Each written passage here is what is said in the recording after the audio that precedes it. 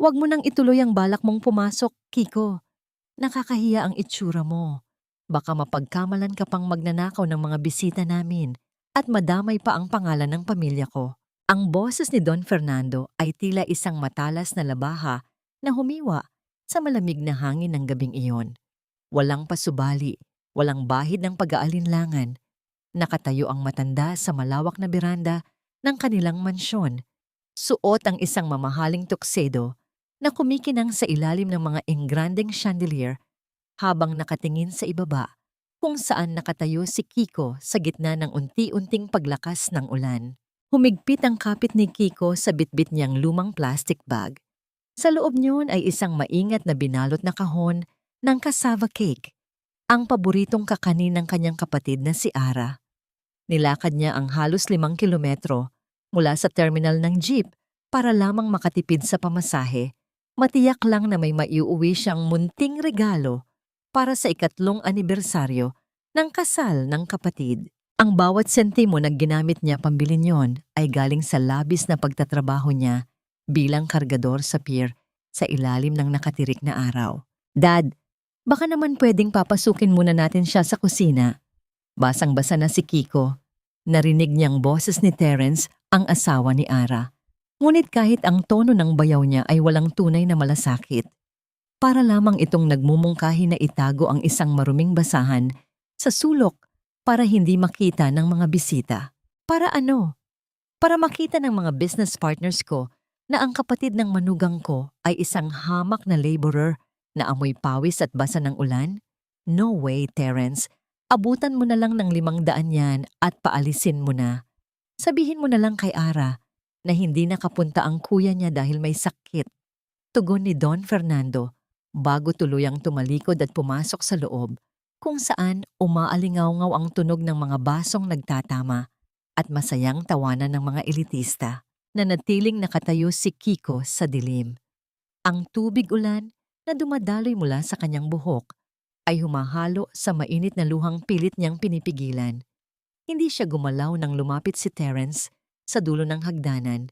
Hindi man lang ito bumaba para hindi mabasa ang sapatos na gawa sa balat ng buhaya. Pasensya na, Kiko. Mainit lang ang ulo ni Dad dahil sa party. Alam mo naman, puro bigating tao ang nandito ngayon. Iyong dala mo, iwan mo na lang dyan sa security guard. Ibibigay ko na lang kay Ara mamaya kapag tapos na ang lahat. Sabi ni Terence habang kinukuha ang wallet mula sa bulsa. Heto, kumuha ka ng taxi pa uwi.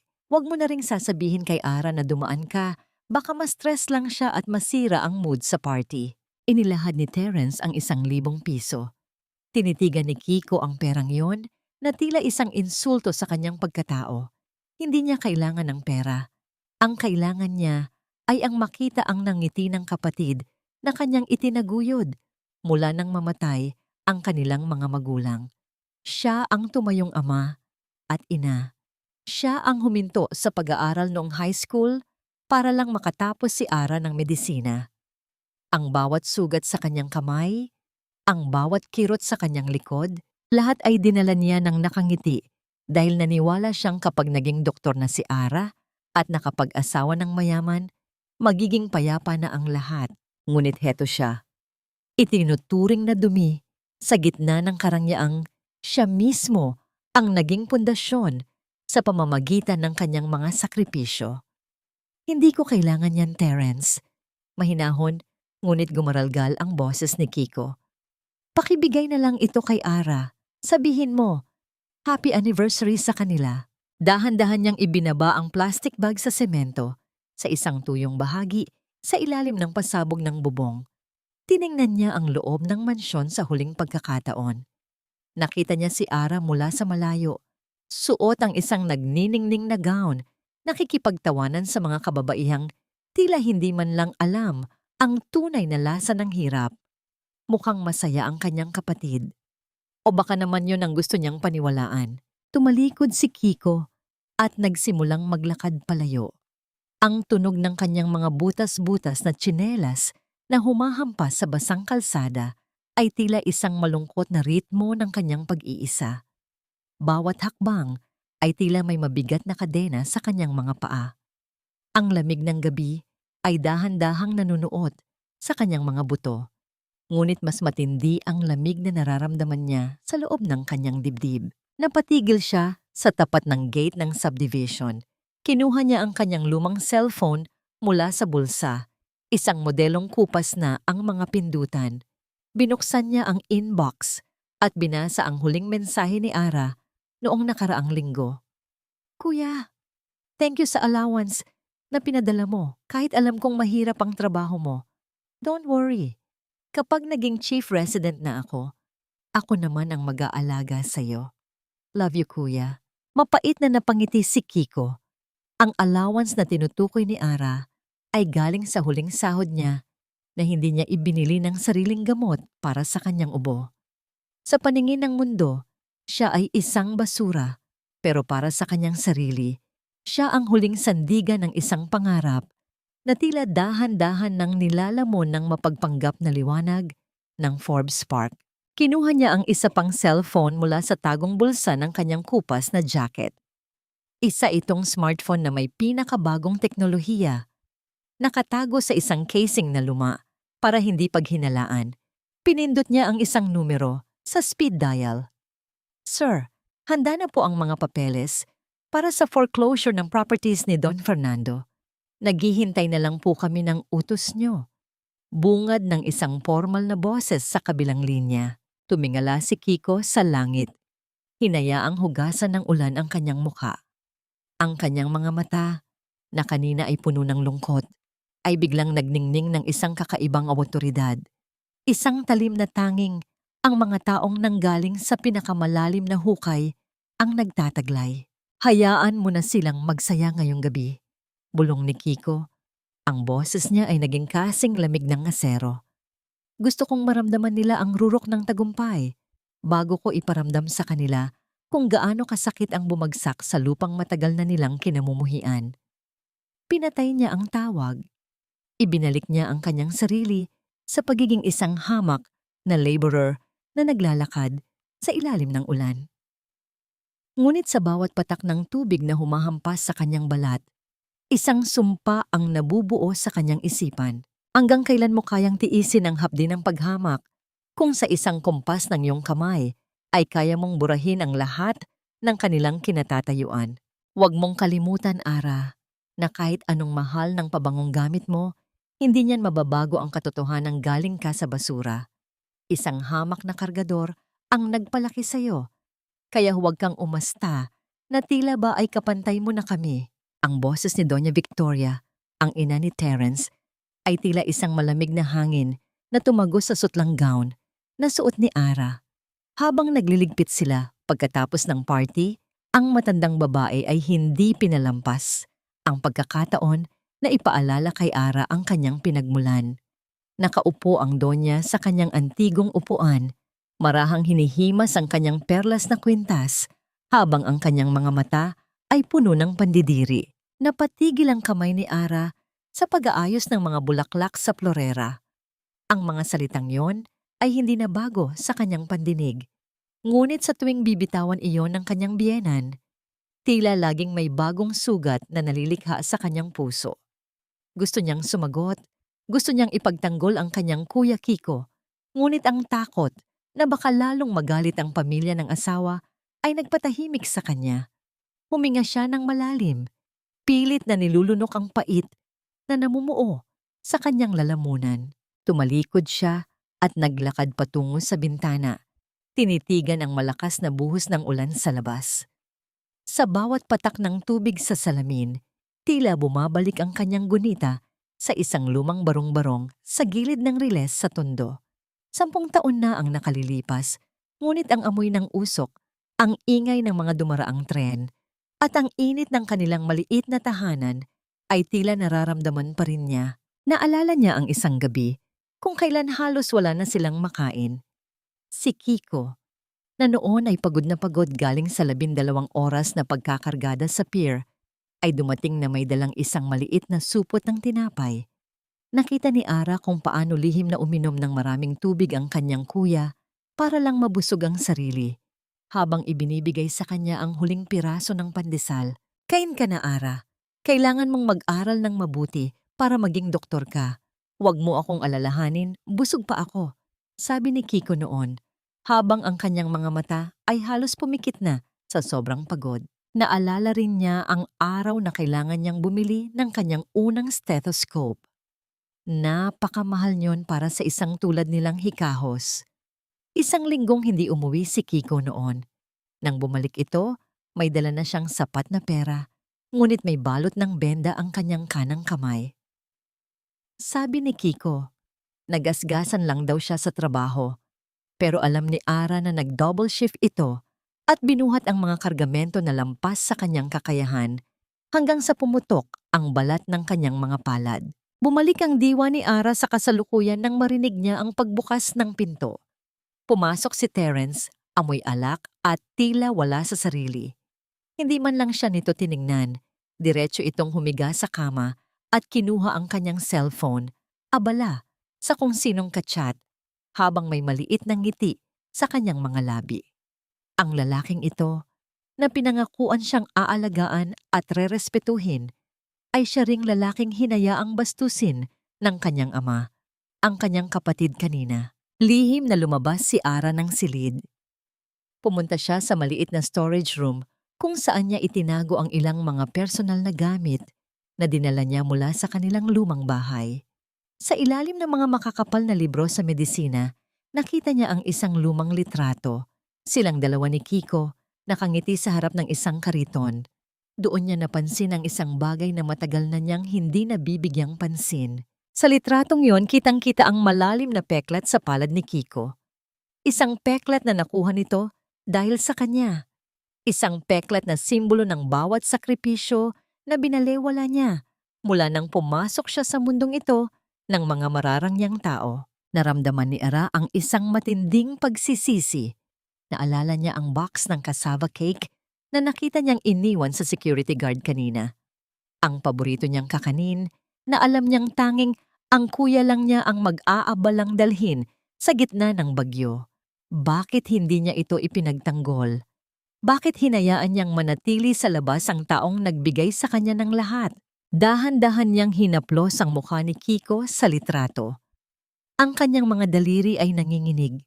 Sa sandaling iyon, tila narinig niya ang boses ni Kiko na bumubulong sa kanya, "Kaya mo yan, doktor ko." Ngunit kasabay ng alaala ay ang isang nakakabahalang tanong na pumasok sa kanyang isipan. Noong nakaraang buwan, habang nag-aayos siya ng mga dokumento sa ospital, may nakita siyang isang donasyon na nagkakahalaga ng milyon-milyong piso sa ilalim ng pangalang KM Foundation. Ang pirma sa dulo ng dokumento ay pamilyar na pamilyar sa kanya. Ang paraan ng pagkurba ng titik ay tila eksaktong katulad ng paraan ng pagsulat ng kanyang kapatid. Imposible na isip niya. Ang kanyang kuya ay isang kargador lamang. Ngunit bakit tila maraming bagay ang hindi na nagtutugma? Bakit sa tuwing may kailangan siyang pondo para sa kanyang mga pasyente, laging may dumarating na tulong mula sa isang hindi kilalang donor sa eksaktong oras na nababanggit niya ang problema kay Kiko? Napatayo si Ara nang marinig ang isang malakas na kalabog mula sa ibaba. Ang ingay ng pagbasag ng isang mamahaling florera ay umalingaw-ngaw sa buong mansyon. Kasunod ang galit na boses ni Don Fernando na may kausap sa telepono. Anong ibig mong sabihin na hindi na natin ma-access ang credit line natin? Sino ang nag-utos nito? Sigaw ng matanda. Nagtago si Ara sa gilid ng hagdanan, nakikinig sa usapan. Ang kanyang puso ay tumitibok ng mabilis. Sa bawat salitang lumalabas sa bibig ng kanyang biyenan, tila may isang malaking katotohanan na dahan-dahang nabubunyag, isang katotohanan na magpapabago sa lahat ng kanilang buhay. Sino nga ba talaga si Kiko sa likod ng mga kupas na damit at butas na tsinelas? At hanggang kailan mananatiling lihim ang peklat na hindi lang sa balat matatagpuan, kundi maging sa kasaysayan ng pamilyang ngayon ay unti-unti nang nayayanig ang pundasyon? Dapat kang magpasalamat, Ara. Kung hindi dahil sa apelyido ko, nananatili ka pa ring nagtitiis sa bahon ng tondo, kasama ang kapatid mong kargador. kaya matuto kang lumugar. Ang mga salitang ito ni Terence ay tila isang sampal na gumising kay Ara mula sa isang panaginip na akala niya ay laging maganda. Nakatayo sila sa gitna ng kanilang malawak na silid-tulugan. Katatapos lang magbihis ni Terence para sa isang business meeting na biglaan niyang sinabi kahit palampas na ang 11:00 ng gabi. Habang sinasabi iyon, marahang inaayos ni Ara ang kwelyo ng polo ng asawa, isang nakasanayang kilos ng pagmamahal na ngayon ay tila ginagawa na lamang niya dahil sa tungkulin. Napatigil ang kanyang mga daliri. Tiningnan niya si Terence sa refleksyon ng salamin. Ang lalaking dati ay tila isang prinsipeng sumagip sa kanya ay naging isang estranghero na may mga matang puno ng pagmamataas at lihim. Terence, anibersaryo natin ngayon. Kahit isang oras lang, sana nagtagal ka man lang sa party kanina. Para sa atin. Para kay kuya. Pabulong na sabi ni Ara. Ang boses niya ay nanginginig sa pinaghalong lungkot at pagod. Isang mapait na tawa ang pinakawalan ni Terence. Kinuha niya ang kanyang mamahaling relo at isinuot ito ng may kaukulang yabang. Si Kiko, Ara, be realistic. Ang presensya ng kapatid mo ay isang liability sa imahe ng pamilya namin. At ang party na yon, it was for networking, not for some dramatic family reunion. Huwag kang masyadong emosyonal. Hindi iyan nakakatulong sa isang doktor. Lumakad si Terence patungo sa pinto. Ngunit bago siya tuluyang makalabas, tumunog ang kanyang cellphone na naiwan sa ibabaw ng side table. Isang notification ang lumitaw sa screen. Hindi sinasadyang nabasa ni Ara ang mensaheng nakasulat sa Ingles. I'm waiting at our usual suite, love. Don't be late. I missed you during the party. Tila tumigil ang pag-ikot ng mundo ni Ara. Ang kanyang mga paa ay tila nabaon sa sahig. Hindi makagalaw. Ang pangalang lumitaw sa screen ay Valerie, ang babaeng palaging binabanggit ni Terence na isa lamang business associate at anak ng isa sa mga pinakamalaking kliyente ng kanilang kumpanya. Agad na binalikan ni Terence ang cellphone at mabilis na itinago ito, ngunit huli na. Nakita niya ang pagbabago sa mukha ni Ara, ang pamumutla, ang panunubig ng mga mata, at ang panginginig ng mga labi nito. Sa halip na magpaliwanag o humingi ng paumanhin, isang malamig na titig ang ibinalik ni Terence. Huwag mong bigyan ng mali siya ang mga bagay na hindi mo naiintindihan, Ara. Valerie is important for our company's survival, especially now that we're facing some financial hiccups. Manatili ka na lang dito at matulog. Huwag mo akong abalahin sa trabaho ko. Narinig ni Ara ang tunog ng pagsasara ng pinto. Isang tunog na tila pinalalaki ng katahimikan ng gabi. Naiwan siyang mag-isa sa gitna ng karangyaan na tila isang gintong kulungan. Dahan-dahan siyang naupo sa gilid ng kama, ang kanyang mga kamay ay nakahawak sa kanyang dibdib na tila sinusubukang pigilan ang pagkadurog nito. Ito ba ang buhay na ipinalit niya sa payak, ngunit totoong pagmamahal ni Kiko? Ito ba ang kapalit ng bawat patak ng pawis ng kanyang kapatid? Ang mapunta sa isang pamilyang itinuturing siyang basura habang ang asawa niya ay unti-unting tinatraydor ang kanilang mga panunumpa. Samantala, sa labas ng mansyon, sa loob ng isang itim na SUV na nakaparada sa dilim, tahimik na nagmamasid si Kiko. Hawak niya ang isang tablet na nagpapakita ng GPS tracking ng sasakyan ni Terence. Sa tabi niya ay ang kanyang kanang kamay na si Mateo na may hawak na makakapal na folder. Sir, papunta na po siya sa hotel kung nasaan si Valerie. Mayroon na rin po kaming mga kuha ng kanilang mga pagtatagpo sa nakalipas na 6 na buwan. Ulat ni Mateo sa mahinahong tono.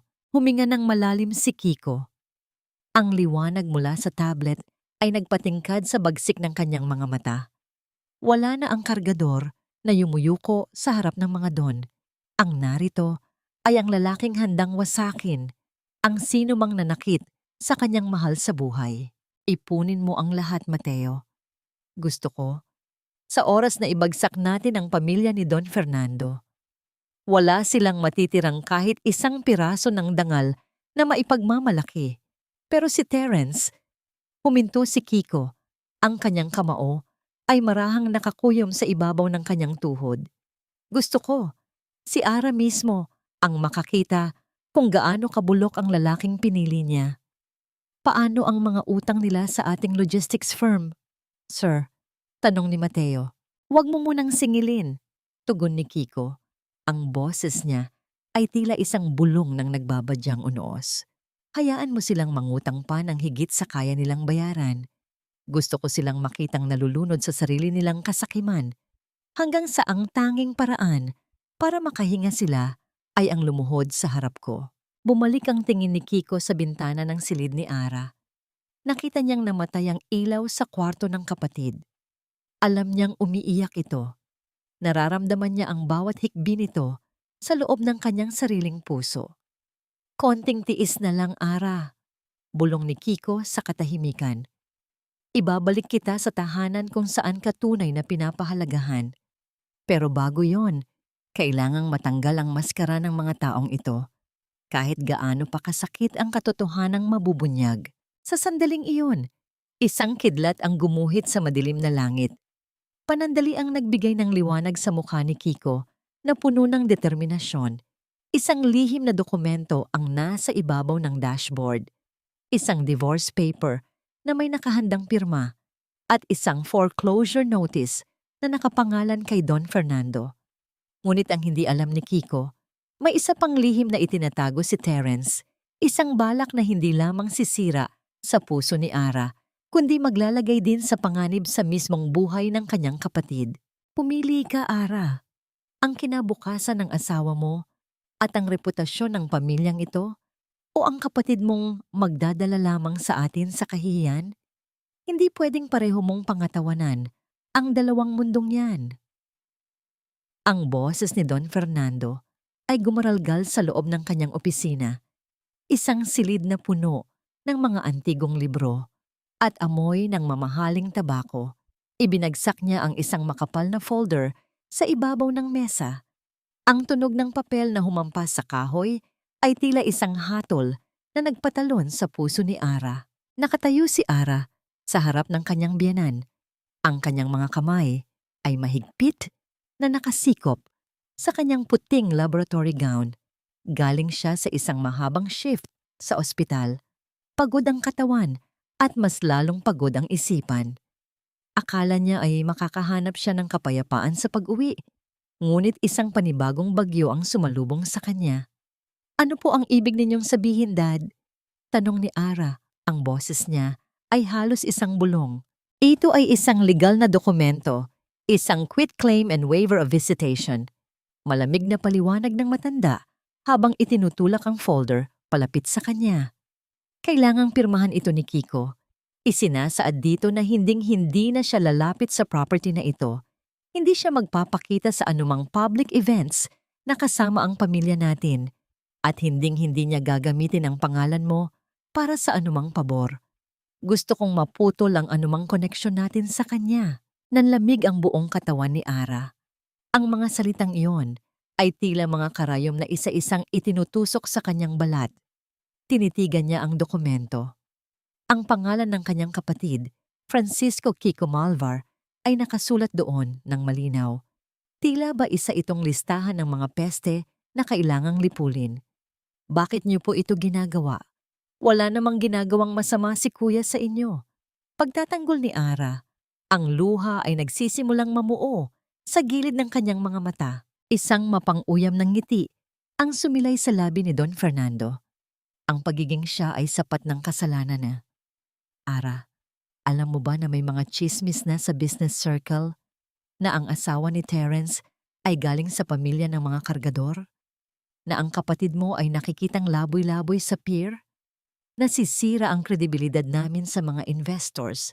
Kung gusto mong manatiling chief resident sa ospital na pinupondohan ko at kung ayaw mong mabahiran ang career ni Terence, gagawin mo ito. Lumabas si Ara mula sa opisina na tila isang anino.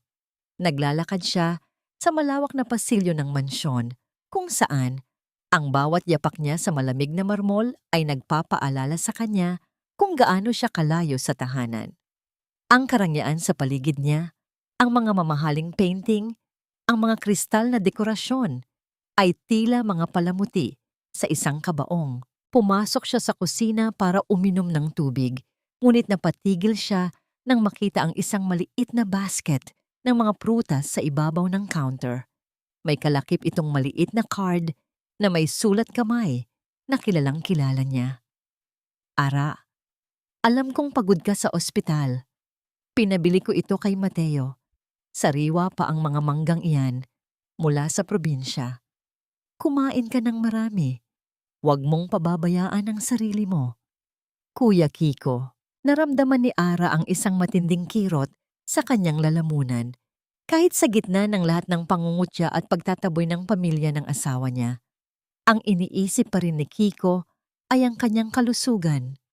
Ang bawat prutas sa basket na yon ay tila isang patunay ng walang hanggang pagmamahal ng kapatid na ngayon ay pinapapirmahan sa kanya ng dokumento ng paglimot. Paano niya magagawang talikuran ang taong naging sandigan niya noong walang-wala sila? Paano niya ipapaliwanag kay Kiko na ang mundong pinangarap nito para sa kanya ay ang mundong nagnanais namang burahin ito sa kanyang buhay? Sa kabilang bahagi ng lungsod, sa loob ng isang gusaling yari sa salamin at asero na matatagpuan sa sentro ng Makati, nakatayo si Kiko sa harap ng isang malawak na bintana. Ang mga ilaw ng syudad sa ibaba ay tila mga bituing bumagsak sa lupa. Hawak niya ang isang ulat mula sa kanyang mga tauhan tungkol sa ginawang pagpilit ni Don Fernando kay Ara.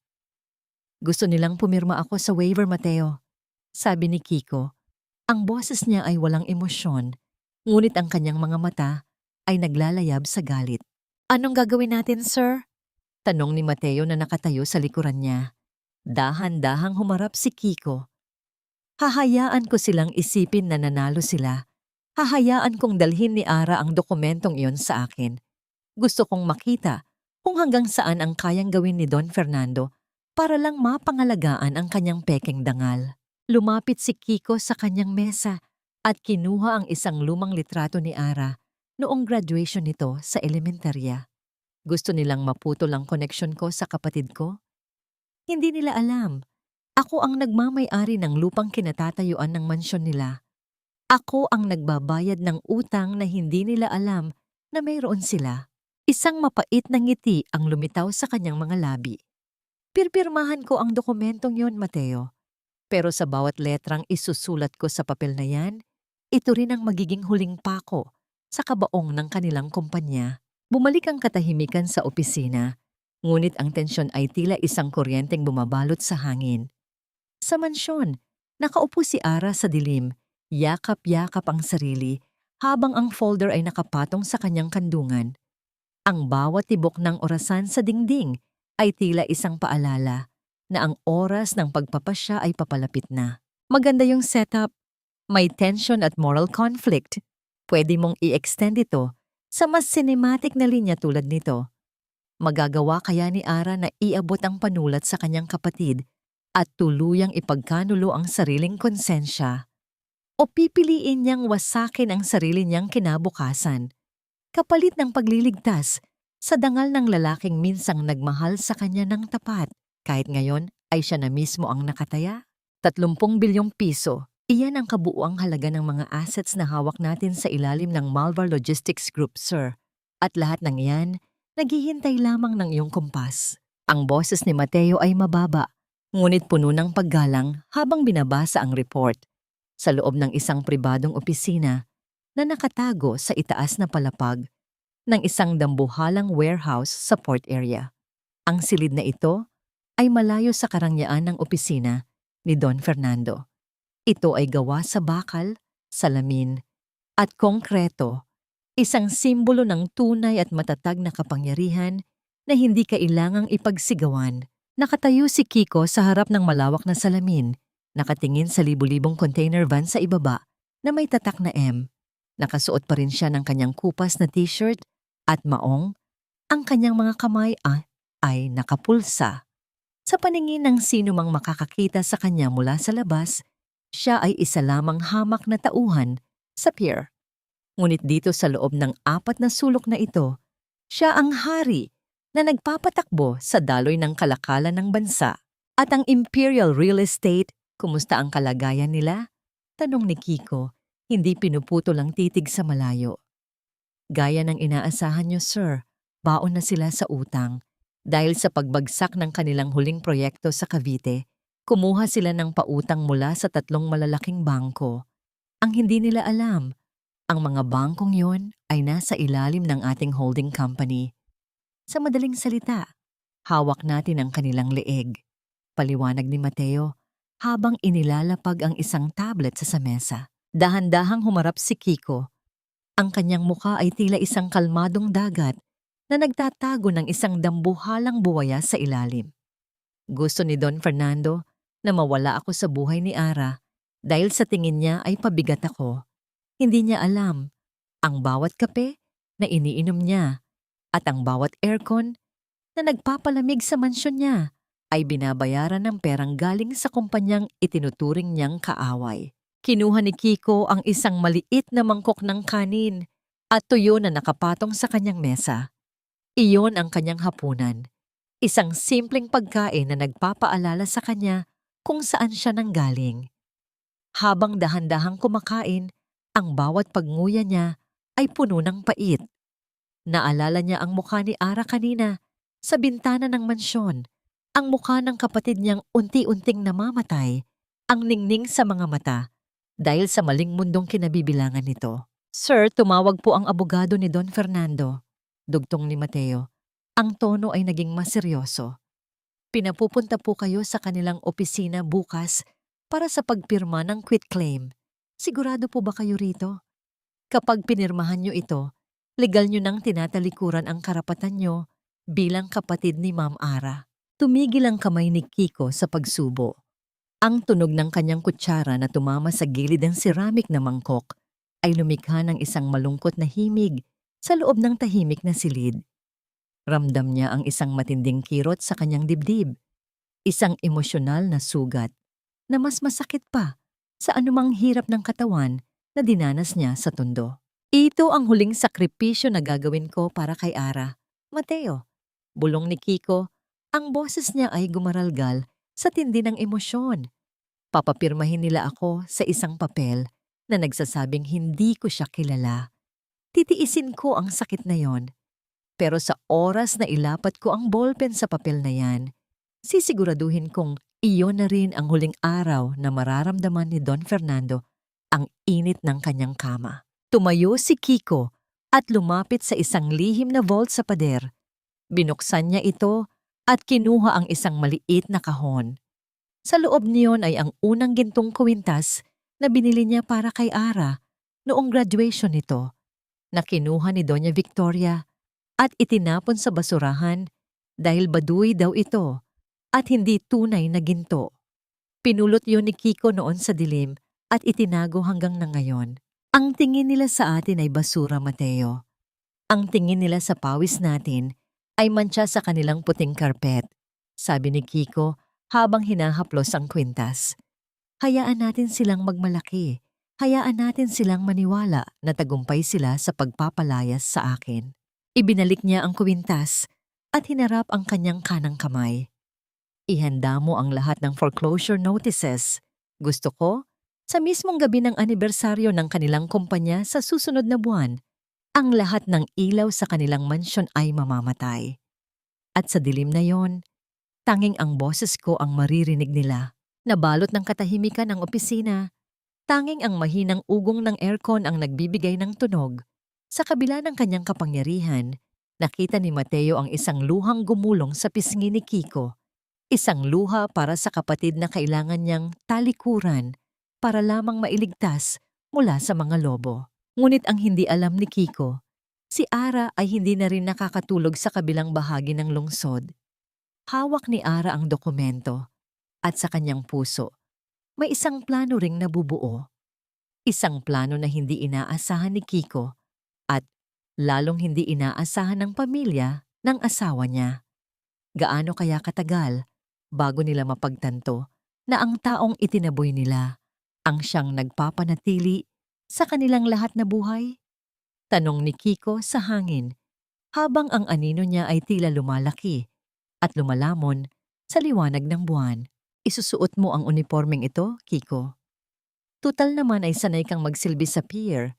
Hindi na magiging mahirap para sa iyo ang magabot ng baso sa mga bisita namin ngayong gabi.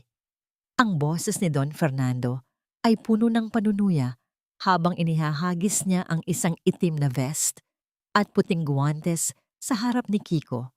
Narito sila sa kusina ng mansyon, malayo sa mga mata ng mga bigating bisitang nagsisimula nang dumagsa sa malawak na garden para sa isang espesyal na dinner party. Tiningnan ni Kiko ang uniforme sa sahig. Sa kabilang silid, naririnig niya ang tawanan ni Terence at ng kanyang mga kaibigan, ang tunog ng mga mamahaling sapatos na humahampas sa makintab na sahig, at ang marikit na tinig ni Ara na pilit na sumasabay sa kagalakan ng pamilya ng kanyang asawa. Dad, wag naman po. Kapatid siya ni Ara. Pagmamakaawa ni Terence, ngunit may halong nangisi sa kanyang mga labi na tila ba natutuwa siya sa eksenang nasasaksihan. Baka mabasag lang niya ang mga kristal niyo. Huwag kang mag-alala, Terence. Ang mga taong katulad niya ay may matitigas na kamay. Sanay iyan sa mabibigat. Tugon ni Don Fernando bago bumaling muli kay Kiko. Gawin mo ito. At baka sakaling dagdagan ko ang perang ibibigay ko sa'yo pagkatapos mong pirmahan ang quitclaim bukas. Isipin mo na lang na isa itong training para sa susunod mong trabaho bilang janitor. Dahan-dahang yumuko si Kiko para pulutin ang uniforme. Nararamdaman niya ang bawat tibok ng kanyang puso, hindi dahil sa takot, kundi dahil sa isang matinding pagtitimpi na tila isang bulkang nagbabadyang sumabog. Isinuot niya ang vest. Masikip ito sa kanyang malapad na balikat. Ang mga tahi ay tila nagigit-gitan sa kanyang balat. Ngunit mas masikip ang pakiramdam sa kanyang lalamunan. Nagsimula ang hapunan. Ang bawat hakbang ni Kiko sa loob ng dining hall ay tila isang paglalakad sa ibabaw ng mga bubog. Hawak niya ang isang tray ng mamahaling wine. Ang kanyang mga kamay na may mga kalyo mula sa pagkakargada sa tondo ay nakabalot na ngayon sa puting guwantes. Napatigil ang lahat nang lumapit si Kiko sa upuan ni Ara para lagyan ng tubig ang kanyang baso. Nakita ni Kiko ang panginginig ng mga balikat ng kanyang kapatid. Hindi makatingin si Ara ng diretso. Ang kanyang mukha, na dati ay puno ng sigla, ay tila isang lantang bulaklak na pilit na itinatago sa ilalim ng makapal na makeup. Waiter, pakidagdagan ng steak ko. At siguraduhin mong mainit ha. Hindi katulad ng serbisyo sa labas. Malakas na biro ng isa sa mga kaibigan ni Terence na sinundan ng malakas na tawanan ng buong mesa. Kiko, bulong ni Ara, halos hindi marinig sa gitna ng ingay. Ang kanyang mga kamay ay mahigpit na nakahawak sa kanyang napkin sa ilalim ng mesa. Ang kanyang mga kuko ay tila bumabaon sa sariling palad sa tindi ng kahihiyang nararamdaman para sa kanyang kapatid. Hindi sumagot si Kiko. Nagpatuloy siya sa pag-ikot, tila isang aninong walang nararamdaman. Ngunit sa bawat basong nilalagyan niya, sa bawat platong inililigpit niya, itinatala niya sa kanyang isipan ang bawat mukhang humahamak sa kanya. Itinatala niya ang bawat tawa ni Terence habang hinahaplos nito ang kamay ng ibang babae sa ilalim ng mesa, si Valerie, na lantarang inimbitahan bilang special consultant ng pamilya. Isang matinding katahimikan ang bumalot sa hapag nang biglang tumayo si Don Fernando at itinaas ang kanyang baso. Isang toast para sa tagumpay ng Imperial Real Estate at para sa pagpasok ng bagong investor na magliligtas sa atin sa anumang unos. Lahat ay nagpalakpakan, ngunit sa gitna ng hiyawan, isang mabilis na pagkilos ang kumuha sa atensyon ng lahat. Ang baso ni Valerie ay natabig at ang pulang alak ay tumapon sa kanyang mamahaling puting gown. Ouch! You clumsy idiot! Sigaw ni Valerie habang nakatingin kay Kiko na nakatayo malapit sa kanya. Look what you did! Do you have any idea how much this costs? Sa katotohanan, hindi si Kiko ang nakatabig. Nakita ni Kiko kung paano sinadyang itulak ni Terence ang siko ni Valerie para magkaroon ng dahilan na hiyain siya. Lumuhod ka at humingi ng tawad, sigaw ni Don Fernando. Ang muka ay namumula sa galit. Ngayon din, ang lahat ng mata ay nakatuon kay Kiko. Ang tunog ng ulan sa labas ay tila sumasabay sa tensyon sa loob ng silid. Dahan-dahang ibinaba ni Kiko ang tray sa isang bakanteng upuan. Tumingin siya ng diretso sa mga mata ni Don Fernando. Wala nang bakas ng pagtitimpi sa kanyang mga mata. Ang aura ng isang hamak na waiter ay biglang naglaho, napalitan ng isang nakakapangilabot na awtoridad na tila nagpatahimik sa buong paligid. Kiko, please! Hikbi ni Ara. Tumayo siya at hinawakan ang braso ng kanyang kapatid. Umalis na tayo rito. Kuya, tama na. Hindi, Ara. Mahinahong sabi ni Kiko. Ngunit ang boses niya ay umalingaw-ngaw sa buong dining hall na tila isang kulog.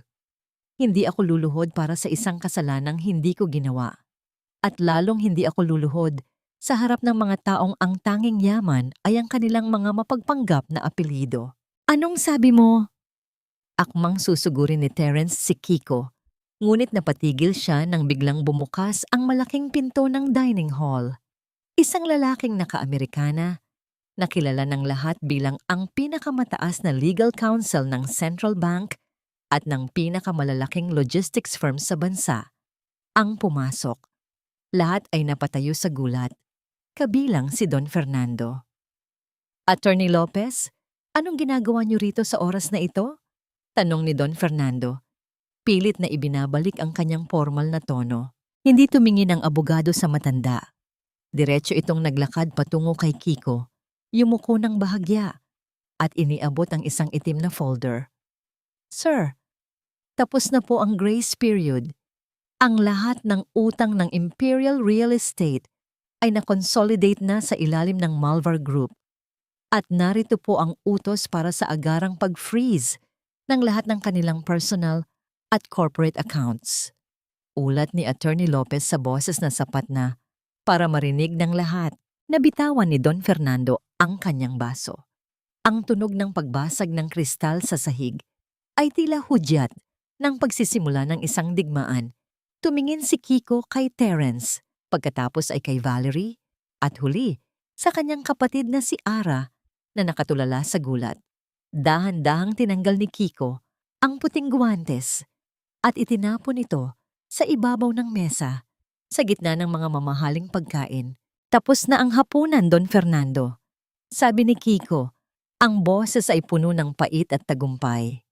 Simulan niyo na ring mag-impake dahil bago sumikat ang araw bukas, wala nang kahit isang pirasong semento sa mansyong ito ang pag-aari ninyo. Ngunit sa gitna ng tensyon, isang bagay ang hindi inaasahan ni Kiko. Si Ara ay biglang napaatras. Ang kanyang mukha ay puno ng takot sa halip na tuwa. Sa isang iglap, hinawakan ni Terence ang leeg ni Ara at itinulak ito palapit sa kanya. Isang matalas na kutsilyo mula sa mesa ang biglang itinanday sa leeg ng kanyang kapatid. Huwag kang lalapit, Kiko, o sisiguraduhin kong sasama ang kapatid mo sa pagbagsak namin. Sigaw ni Terence, ang mga mata ay nanlilisik sa desperasyon. Napatigil ang mundo ni Kiko. Ang tagumpay na abot kamay na niya ay biglang naging isang madugong bangungot. Bitawan mo ang kutsilyo, Terence. Isang maling galaw mo lang, hindi mo na masisikatan ng araw ang labas ng kulungan. Ang boses ni Kiko ay hindi sumigaw. Wala itong bakas ng galit, kundi isang nakakangilong katahimikan na mas nakakatakot pa sa anumang banta. Nakatayo siya sa gitna ng dining hall. Ang kanyang mga kamay ay nakababa sa kanyang gilid, ngunit ang kanyang buong pagkatao ay naglalabas ng isang awtoridad na tila nagpapaliit sa lahat ng tao sa loob ng silid. Ngunit si Terence ay lunod na sa takot at desperasyon. Humigpit ang kapit niya sa leeg ni Ara. Ang talim ng kutsilyo ay bahagyang bumaon sa maputing balat ng kanyang asawa. Isang manipis na guhit ng pulang dugo ang dahan-dahang gumuhit sa leeg ni Ara. Tila isang luha ng dugo na sumasama sa perlas na kwintas na suot nito. Huwag kang mag-utos sa akin, hiyaw ni Terence Ang kanyang boses ay pumanhik sa mataas na tono ng isang taong nawawala na sa katinuan. Ibalik mo ang lahat. Ang pera, ang kumpanya, ang dangal ng pamilya ko. Kung hindi, isasama ko ang babaeng ito sa impyerno. Terence, please, hikbi ni Ara. Ang kanyang mga luha ay malayang dumadaloy. Binubura ang mamahaling makeup sa kanyang mukha. Ngunit ang sakit na nararamdaman niya sa leeg ay walang-wala kumpara sa sakit na nararamdaman niya sa kanyang puso. Tinitigan niya si Kiko, ang kanyang kuya na laging nakayuko, ang kanyang kuya na laging amoy pawis, ang kanyang kuya na itinuring niyang tanging bayani. Ngayon, nakikita niya ito sa gitna ng liwanag, hindi bilang isang kargador, kundi bilang isang tagapagtanggol. Sa sandaling iyon, tila huminto ang mundo para kay Ara. Nakita niya ang bawat peklat sa kamay ni Kiko na nakalantad na ngayon dahil wala na ang puting guwantes.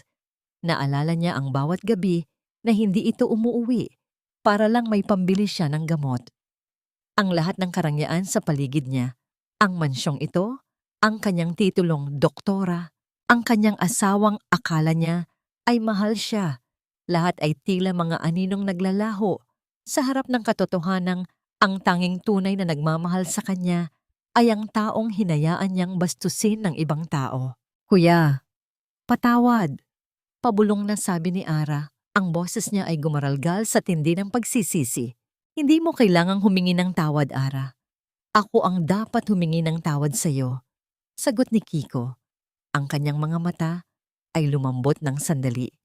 Nang tumingin sa kapatid, bago muling naging kasing lamig ng yelo nang bumaling kay Terence. Terence, akala mo ba ay mahal mo ang pamilya mo? Akala mo ba ay pinoprotektahan mo ang dangal mo? Ang ginagawa mo ngayon ay ang huling patunay na hindi ka kailanman naging karapat-dapat para sa kapatid ko. Dahan-dahang humakbang si Kiko palapit. Ang tunog ng kanyang sapatos sa sahig ay tila isang tibok ng orasan na nagbibilang ng nalalabing sandali ng kalayaan ni Terence. Isang hakbang pa, Kiko. Papatayin ko siya. Sigaw ni Terence, ngunit hindi tumigil si Kiko. Sige, ituloy mo. Pero bago mo magawa yon, isipin mo ang iyong ama. Isipin mo si Don Fernando na ngayon ay nakatitig sa iyo ng may takot. Bakit? Dahil alam niya na sa oras na may mangyari kay Ara, hindi lang kumpanya ang mawawala sa inyo. Sisiguraduhin kong kahit ang pangalang imperial ay mabubura sa kasaysayan. Magiging pulubi kayo na mas masahol pa sa mga taong tinatawag ninyong basura sa tondo. Napatitig si Terence kay Don Fernando. Ang matanda ay nakaupo sa sahig, ang mukha ay maputla, at ang mga labi ay nanginginig. Walang nagawa ang kanyang yaman. Walang nagawa ang kanyang koneksyon. Sa harap ng tunay na kapangyarihan ni Kiko, sila ay mga batang naglalaro lamang sa putikan. Sa sandaling iyon ng pag-aalinlangan ni Terence, mabilis na kumilos si Kiko. Hindi ito isang suntok o sipa, kundi isang mabilis na paghawak sa braso ni Terence na naging sanhi ng pagbitaw nito sa kutsilyo. Ang tunog ng kutsilyong bumagsak sa marmol na sahig ay tila isang hudyat ng pagtatapos. Hinihila ni Kiko si Ara palayo at niyakap ito ng mahigpit. Ang katawan ni Ara ay nanginginig sa matinding trauma. Ang kanyang mga hikbi ay naging malalakas na iyak sa balikat ng kanyang kapatid. Tahan na, Ara. Nandito na si Kuya. Hindi ka na nila muling sasaktan. Bulong ni Kiko habang hinahaplos ang buhok ng kapatid. Ang kanyang puting polo ay unti-unting namumula sa dugo mula sa leeg ni Ara. Ngunit hindi niya ito pinansin. Pumasok ang mga tauhan ng seguridad na dala ni Attorney Lopez at pinalibutan si Terence at Don Fernando. Ang katahimikan sa dining hall ay napalitan ng tunog ng mga posas at ang mahinang pagmamakaawa ni Don Fernando para sa awa. Inalalayan ni Kiko si Ara palabas ng mansyon. Sa pintuan na patigil si Ara. Tumingin siya sa kanyang suot na gown. Isang mamahaling tela na ngayon ay may mantsa ng dugo at luha. Kinuha niya ang kanyang suot na perlas na kwintas at pilit na binaklas ito hanggang sa magsabog ang mga butil sa sahig. "Ayoko na nito, kuya. Ayoko na sa mundong ito," sabi ni Ara sa boses na puno ng determinasyon sa gitna ng pagkapagod. Lumakad sila patungo sa sasakyan ni Kiko sa ilalim ng ulan. Ngunit bago sila makapasok, isang pamilyar na sasakyan ang huminto sa harap nila. Bumaba si Valerie. Ang mukha ay puno ng takot at gulo ang buhok. "Kiko! Kiko, wait!" sigaw ni Valerie. "May kailangan kang malaman. Hindi lang pera ang ninakaw nila sa kumpanya. May mga dokumento silang itinago tungkol sa pagkamatay ng mga magulang nyo." Napatigil si Kiko. Ang ulan ay tila naging mas malamig. Ang lihim na akala niya ay natapos na sa pagbagsak ng Imperial Real Estate ay tila may mas malalim pa palang ugat na konektado sa kanilang nakaraan. Tumingin si Kiko kay Ara at pagkatapos ay kay Valerie. Isang bagong tanong ang nabuo sa kanyang isipan. Isang tanong na magbubukas ng isang sugat na akala niya ay matagal nang naghilom. "Anong ibig mong sabihin?" tanong ni Kiko. Ang boses niya ay mababa at puno ng pagbabanta. Ngunit bago pa makasagot si Valerie, isang putok ang umalingaw-ngaw mula sa loob ng mansyon. Hindi aksidente ang pagkamatay nila, Kiko. Pinatay sila ng kasakiman ng pamilyang ito para lamang makuha ang lupang kinatitirikan ng warehouse na nagpayaman sa kanila. Ang mga salitang binitawan ni Valerie sa ilalim ng malakas na ulan ay tila mga kidlat na tumama ng diretso sa puso ni Kiko. Habang yakap-yakap niya ang nanginginig na si Ara, tila tumigil ang daloy ng kanyang dugo. Ang lahat ng hirap na dinanas nila sa tondo, ang bawat gabing nagugutom sila, at ang maagang paglisan ng kanilang mga magulang na akala niya ay laro ng tadhana.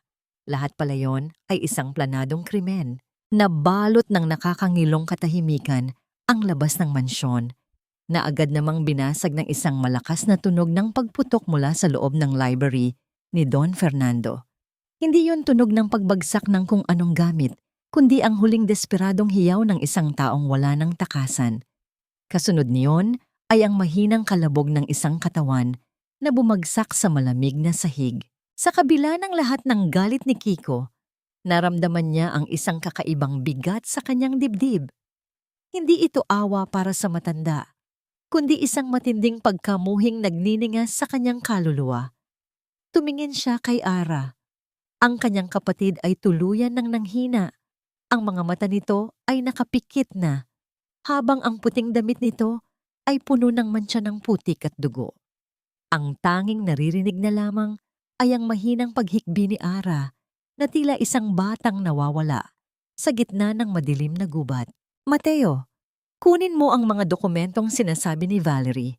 Siguraduhin mong walang makakalabas sa mansyong ito na kahit isang pirasong papel." Utos ni Kiko. Ang boses niya ay naging kasing lamig ng hanging amihan. "Dalhin niyo si Don Fernando sa ospital. Hindi dahil gusto ko siyang mabuhay, kundi dahil kailangan niya pang pagbayaran ang bawat luha ng kapatid ko sa loob ng rehas." Inakay ni Kiko si Ara patungo sa kanyang sasakyan. Isinakay niya ito sa likuran at dahan-dahang inihiga ang ulo nito sa kanyang kandungan. Habang umaandar ang sasakyan palayo sa Marangyang subdibisyon, tinitigan ni Kiko ang mga kalyo sa kanyang sariling kamay. Ang bawat sugat na nakuha niya sa pier, ang bawat oras na tiniis niya ang pangungutya ng mga tao, lahat ay nagkaroon ng bagong kahulugan. Ang kayamanang itinatago niya ay hindi na lamang piprotekta sa kanilang kinabukasan. Ito na ang magiging sandata niya para sa hustisyang ipinagkait sa kanila sa loob ng 2 dekada. Dinala ni Kiko si Ara sa isang pribadong safe house sa labas ng syudad, isang bahay na hindi magarbo, ngunit puno ng init at seguridad. Doon, siya mismo ang naglinis ng sugat sa leeg ni Ara. Gamit ang isang malambot na tela at maligamgam na tubig, dahan-dahan niyang pinunasan ang mantsa ng dugo. Ang bawat haplos ni Kiko ay puno ng pag-iingat. Tila ba natatakot siyang mabasag ang kanyang kapatid na sa kasalukuyan ay tila isang babasaging kristal. Sa sandaling iyon, ang makapangyarihang bilyonaryo ay naglaho At ang tanging natira ay ang kuya na handang ialay ang lahat para sa kanyang bunsong kapatid. Patawad, Ara. Akala ko ay nailigtas na kita nang mapagtapos kita ng pag-aaral. Hindi ko alam na dinala pala kita sa mismong kuta ng mga pumatay sa mga magulang natin. Bulong ni Kiko habang ang kanyang mga mata ay nanunubig sa hindi maipaliwanag na sakit. Nagalaw ng bahagya si Ara.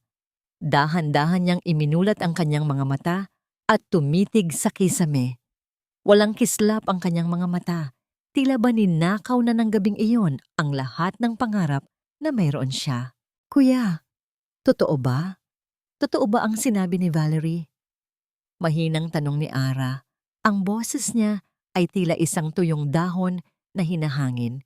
Hinawakan ni Kiko ang kamay ni Ara at hinalikan ito. Hahanapin natin ang katotohanan, Ara. Pangako ko sa'yo, walang sino mang imperial ang makakatakas.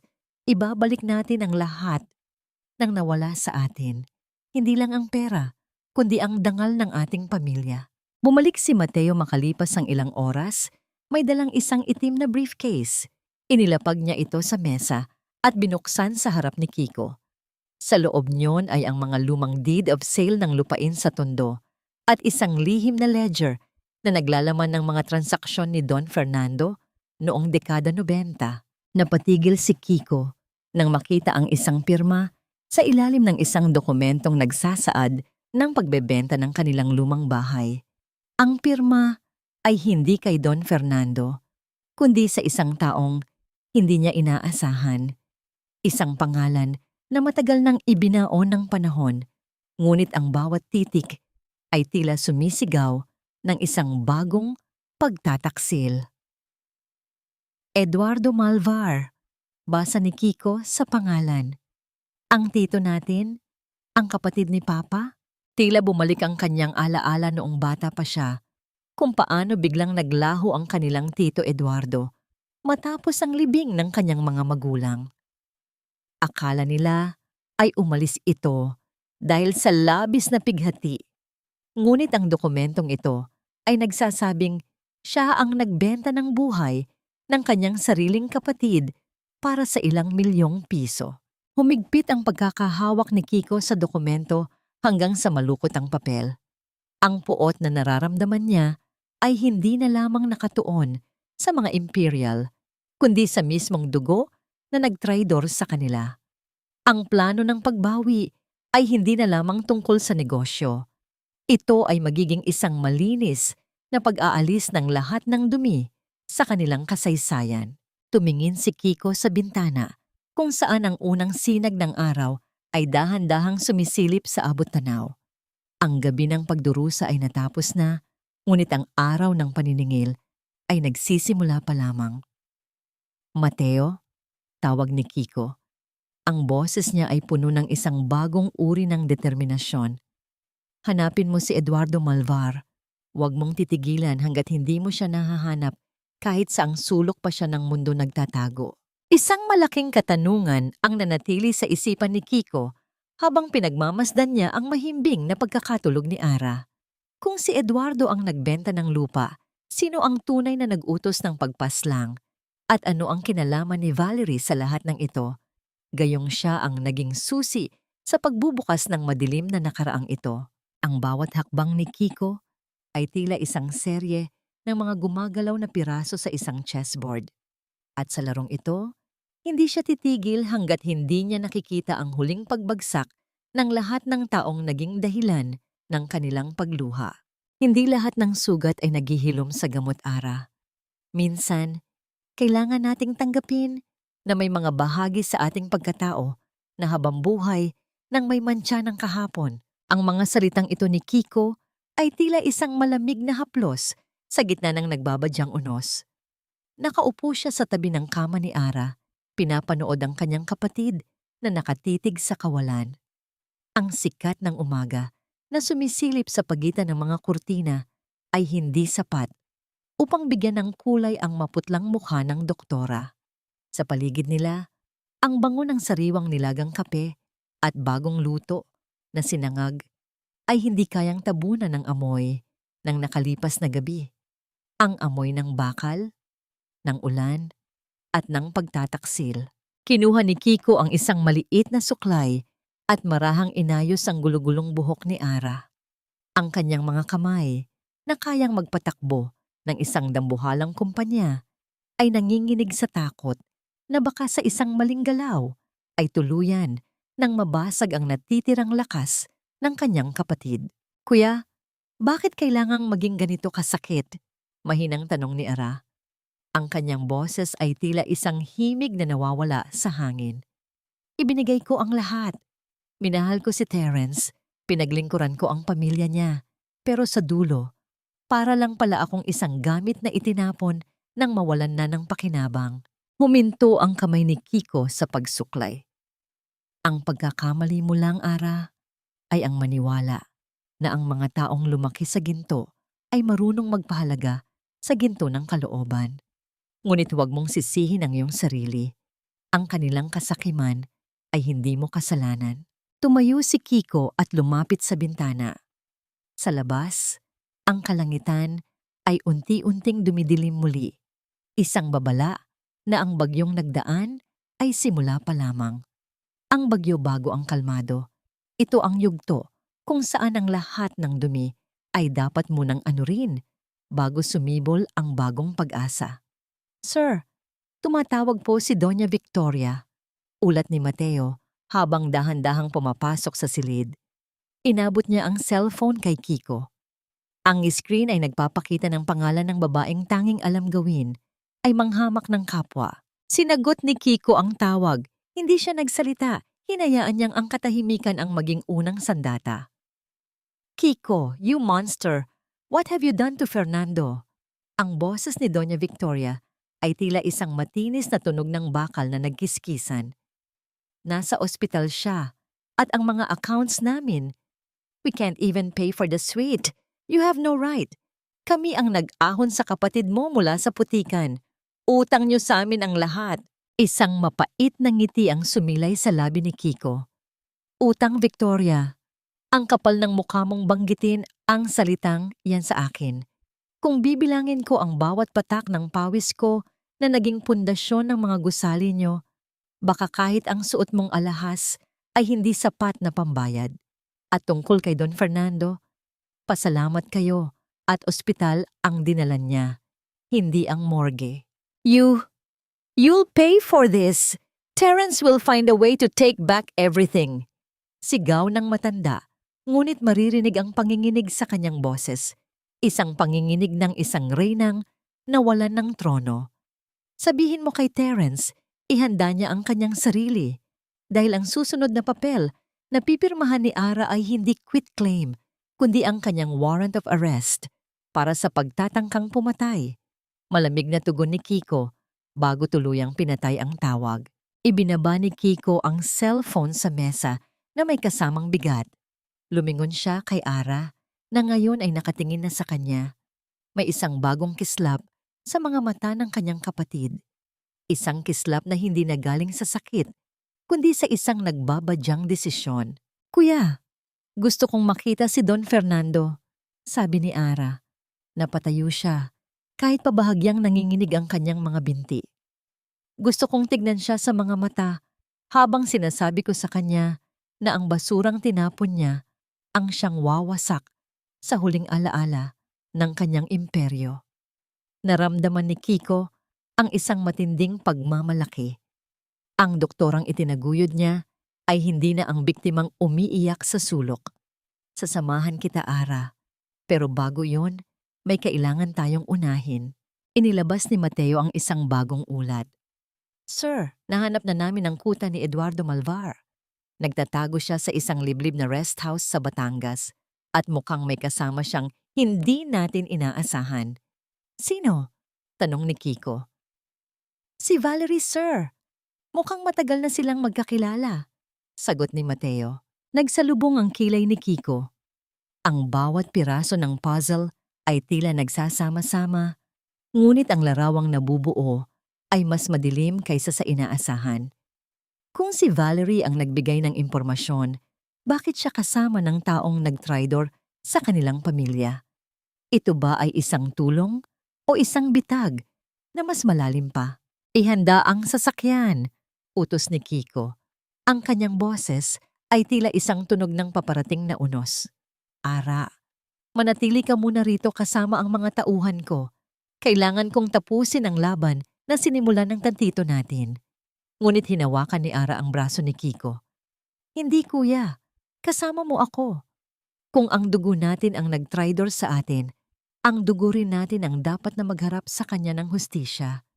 Hindi na ako tatago sa likod mo. Tinitigan ni Kiko ang kanyang kapatid.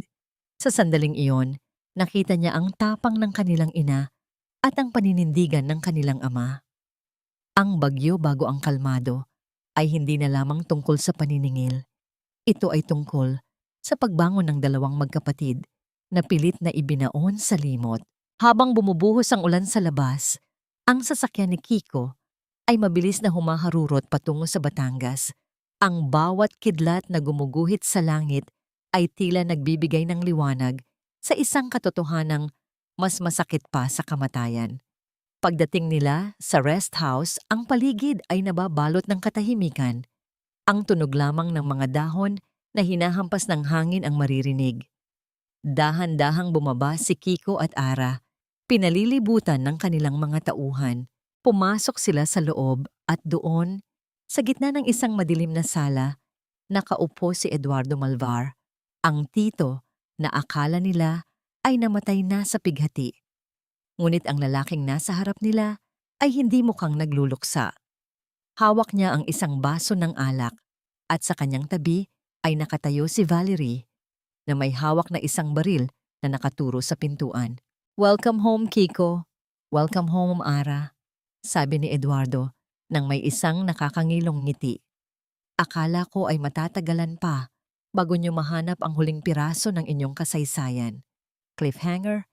Isang malakas na putok ang bumasag sa katahimikan ng silid, ngunit hindi ito galing sa baril ni Valerie. Isang anino mula sa likuran ni Eduardo ang dahan-dahang lumitaw at ang mukha nito ang nagpatigil sa tibok ng puso ni Kiko. Ang matinis na tunog ng pagputok ng baril ay bumasag sa katahimikan ng gabi, ngunit hindi ang balat ng tao ang tinamaan, kundi ang mamahaling plorera sa likuran ni Eduardo. Ang mga piraso ng porselana ay nagsabog sa sahig, na tila mga kristal na sumasalamin sa takot sa mga mata ng kanilang tito. "Huwag kang kikilos, Eduardo. Ang susunod na bala ay hindi na sa plorera tatama." Ang boses ay galing kay Mateo, na dahan-dahang lumabas mula sa anino ng pasilyo. Ang kanyang baril ay nakaturo ng diretso sa dibdib ng traidor. Dahan-dahang ibinaba ni Valerie ang kanyang sandata. Ang kanyang mga kamay ay nanginginig at ang kanyang mga mata ay punong-puno ng luha habang nakatingin kay Kiko. "Kiko, hindi ko siya tinutulungan. Pinilit ko siyang magsalita. Gusto kong malaman mo ang totoo bago ka pa tuluyang lamunin ang galit mo." Nilingon ni Kiko ang kanyang tito na ngayon ay nakaluhod na sa sahig. Ang mukha ay basang-basa ng pawis at ang mga labi ay nanginginig sa takot. "Bakit, tito? Bakit mo nagawang ibenta ang sarili mong dugo at laman sa mga imperial?" "Kailangan ko ng pera, Kiko. Baon ako sa sugal noon. Pinangakuan ako ni Fernando na bibigyan ako ng buhay na hindi ko kailanman mararanasan sa tondo." Ang hiyaw ni Eduardo. Ang boses niya ay puno ng desperasyon at kawalan ng dangal. "Hindi ko alam na ipapapatay niya ang kapatid ko. Akala ko ay palalayasin lang sila." Lumapit si Ara. Ang kanyang boses ay mahinahon, ngunit may talim na tila humihiwa sa hangin. "Dahil sa pera, hinayaan mo kaming maging ulila. Hinayaan mo si kuya na magpakaalipin sa pier habang ikaw ay nagpapakasasa sa dugong galing sa aming magulang. Walang halaga ng pera ang makakapaghugas sa kasalanan mo." Hindi na nagtagal si Kiko doon. Pinadampot niya si Eduardo sa kanyang mga tauhan upang iharap sa mga otoridad. Ngunit bago sila tuluyang makaalis, lumapit si Valerie kay Kiko at inabot ang isang itim na sobre na may selyo ng pamilya imperial. "Isang imbitasyon, Kiko." Bulong ni Valerie. Para sa grand anniversary ng Imperial Real Estate sa susunod na linggo. Akala ni Don Fernando ay may alas pa siya. Gusto niyang pumunta ka roon bilang isang waiter. Iyon ang kondisyon niya para hindi niya ilabas ang mga pekeng ebidensya na magsisira sa lisensya ni Ara bilang doktor. Isang mapait na tawa ang pinakawalan ni Kiko habang tinititigan ng sobre. Ang kapal ng mukha ni Don Fernando ay tila wala ng hangganan. Kahit na sa bingit na ng kamatayan ang kanyang imperyo, nagagawa pa rin nitong mag-isip ng paraan para manghamak. Makalipas ang ilang araw, bumalik ang katahimikan sa kanilang tahanan, ngunit ito ay isang katahimikang nagbababadya ng isang dambuhalang unos. Nakaupo si Kiko sa kanyang opisina, tinitingnan ang imbitasyon sa ilalim ng liwanag ng lampara. "Sir, siguraduhin niyo po ba ito?" Tanong ni Mateo habang inihahanda ang mga huling dokumento ng pagbawi. Isang malaking insulto ito. Gusto nilang maglingkod kayo sa harap ng lahat ng mga tao na humamak sa inyo.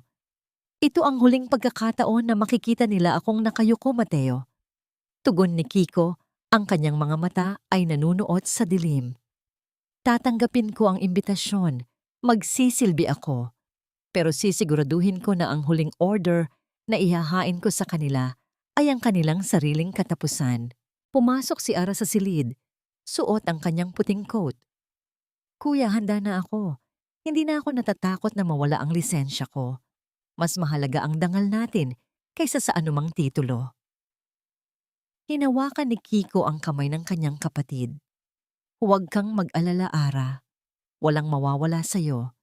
Sa gabing iyon, hindi lang ang kumpanya nila ang kukunin ko. Ibabalik ko sa'yo ang lahat ng pagkataong sinubukan nilang nakawin." Isang gabi bago ang engrandeng selebrasyon, nakatanggap si Kiko ng isang tawag mula sa ospital. Si Don Fernando, sa kabila ng kanyang panghihina, ay nakuha pang mag-iwan ng isang mensahe. "Kiko, siguraduhin mong malinis ang iyong uniforme. Gusto kong makita ng mundo na ang isang Malvar ay laging mananatiling tagapagsilbi ng mga Imperial." Ngumiti si Kiko, isang ngiti na hindi umabot sa kanyang mga mata. "Don Fernando, maganda ka. Dahil sa gabing ito, ang waiter na tinatawag mo ay siyang magsasara ng pinto ng iyong kaharian at wala nang matitirang kahit isang anino mo sa liwanag." Ang dangling mystery. Bakit tila kampante pa rin si Don Fernando, gayong alam niyang kontrolado na ni Kiko ang kanyang mga accounts? Mayroon pa bang ibang lihim na kampi ang pamilya Imperial na hindi pa nabubunyag? Ang cliffhanger. Sa harap ng salamin, isinuot ni Kiko ang vest ng isang waiter. Ang kanyang mga kamay ay marahang itinuwid ang kanyang kwelyo. Ang kanyang refleksyon ay hindi na ang kargador ng tondo, kundi isang mandirigmang handang sumabak sa huling yugto ng laban. Sa labas, ang ulan ay nagsimula nang pumatak ng marahan, tila isang malungkot na musika para sa isang nakatakdang pagbagsak. "Luhuran mo ang sapatos ko, Kiko. Linisin mo ang putik na dinala ng iyong mga paa sa loob ng palasyong ito." Ang boses ni Don Fernando ay umalingaw-ngaw sa gitna ng dambuhalang ballroom, sapat na upang tumigil ang lahat ng bulungan ng mga elitistang bisita. Nakatayo ang matanda sa gitna ng entablado, hawak ang isang baso ng alak, habang ang kanyang mukha ay puno ng isang malademonyong tagumpay. Sa paanan niya, nakatayo si Kiko. Suot ang uniforme ng isang waiter, isang simpleng vest at puting guwantes na tila sumasakal sa kanyang tunay na pagkatao. Sa gilid ng entablado, nakatayo si Ara. Ang kanyang mga kamay ay nakatakip sa kanyang bibig. Ang mga luha ay walang tigil sa pag-agos.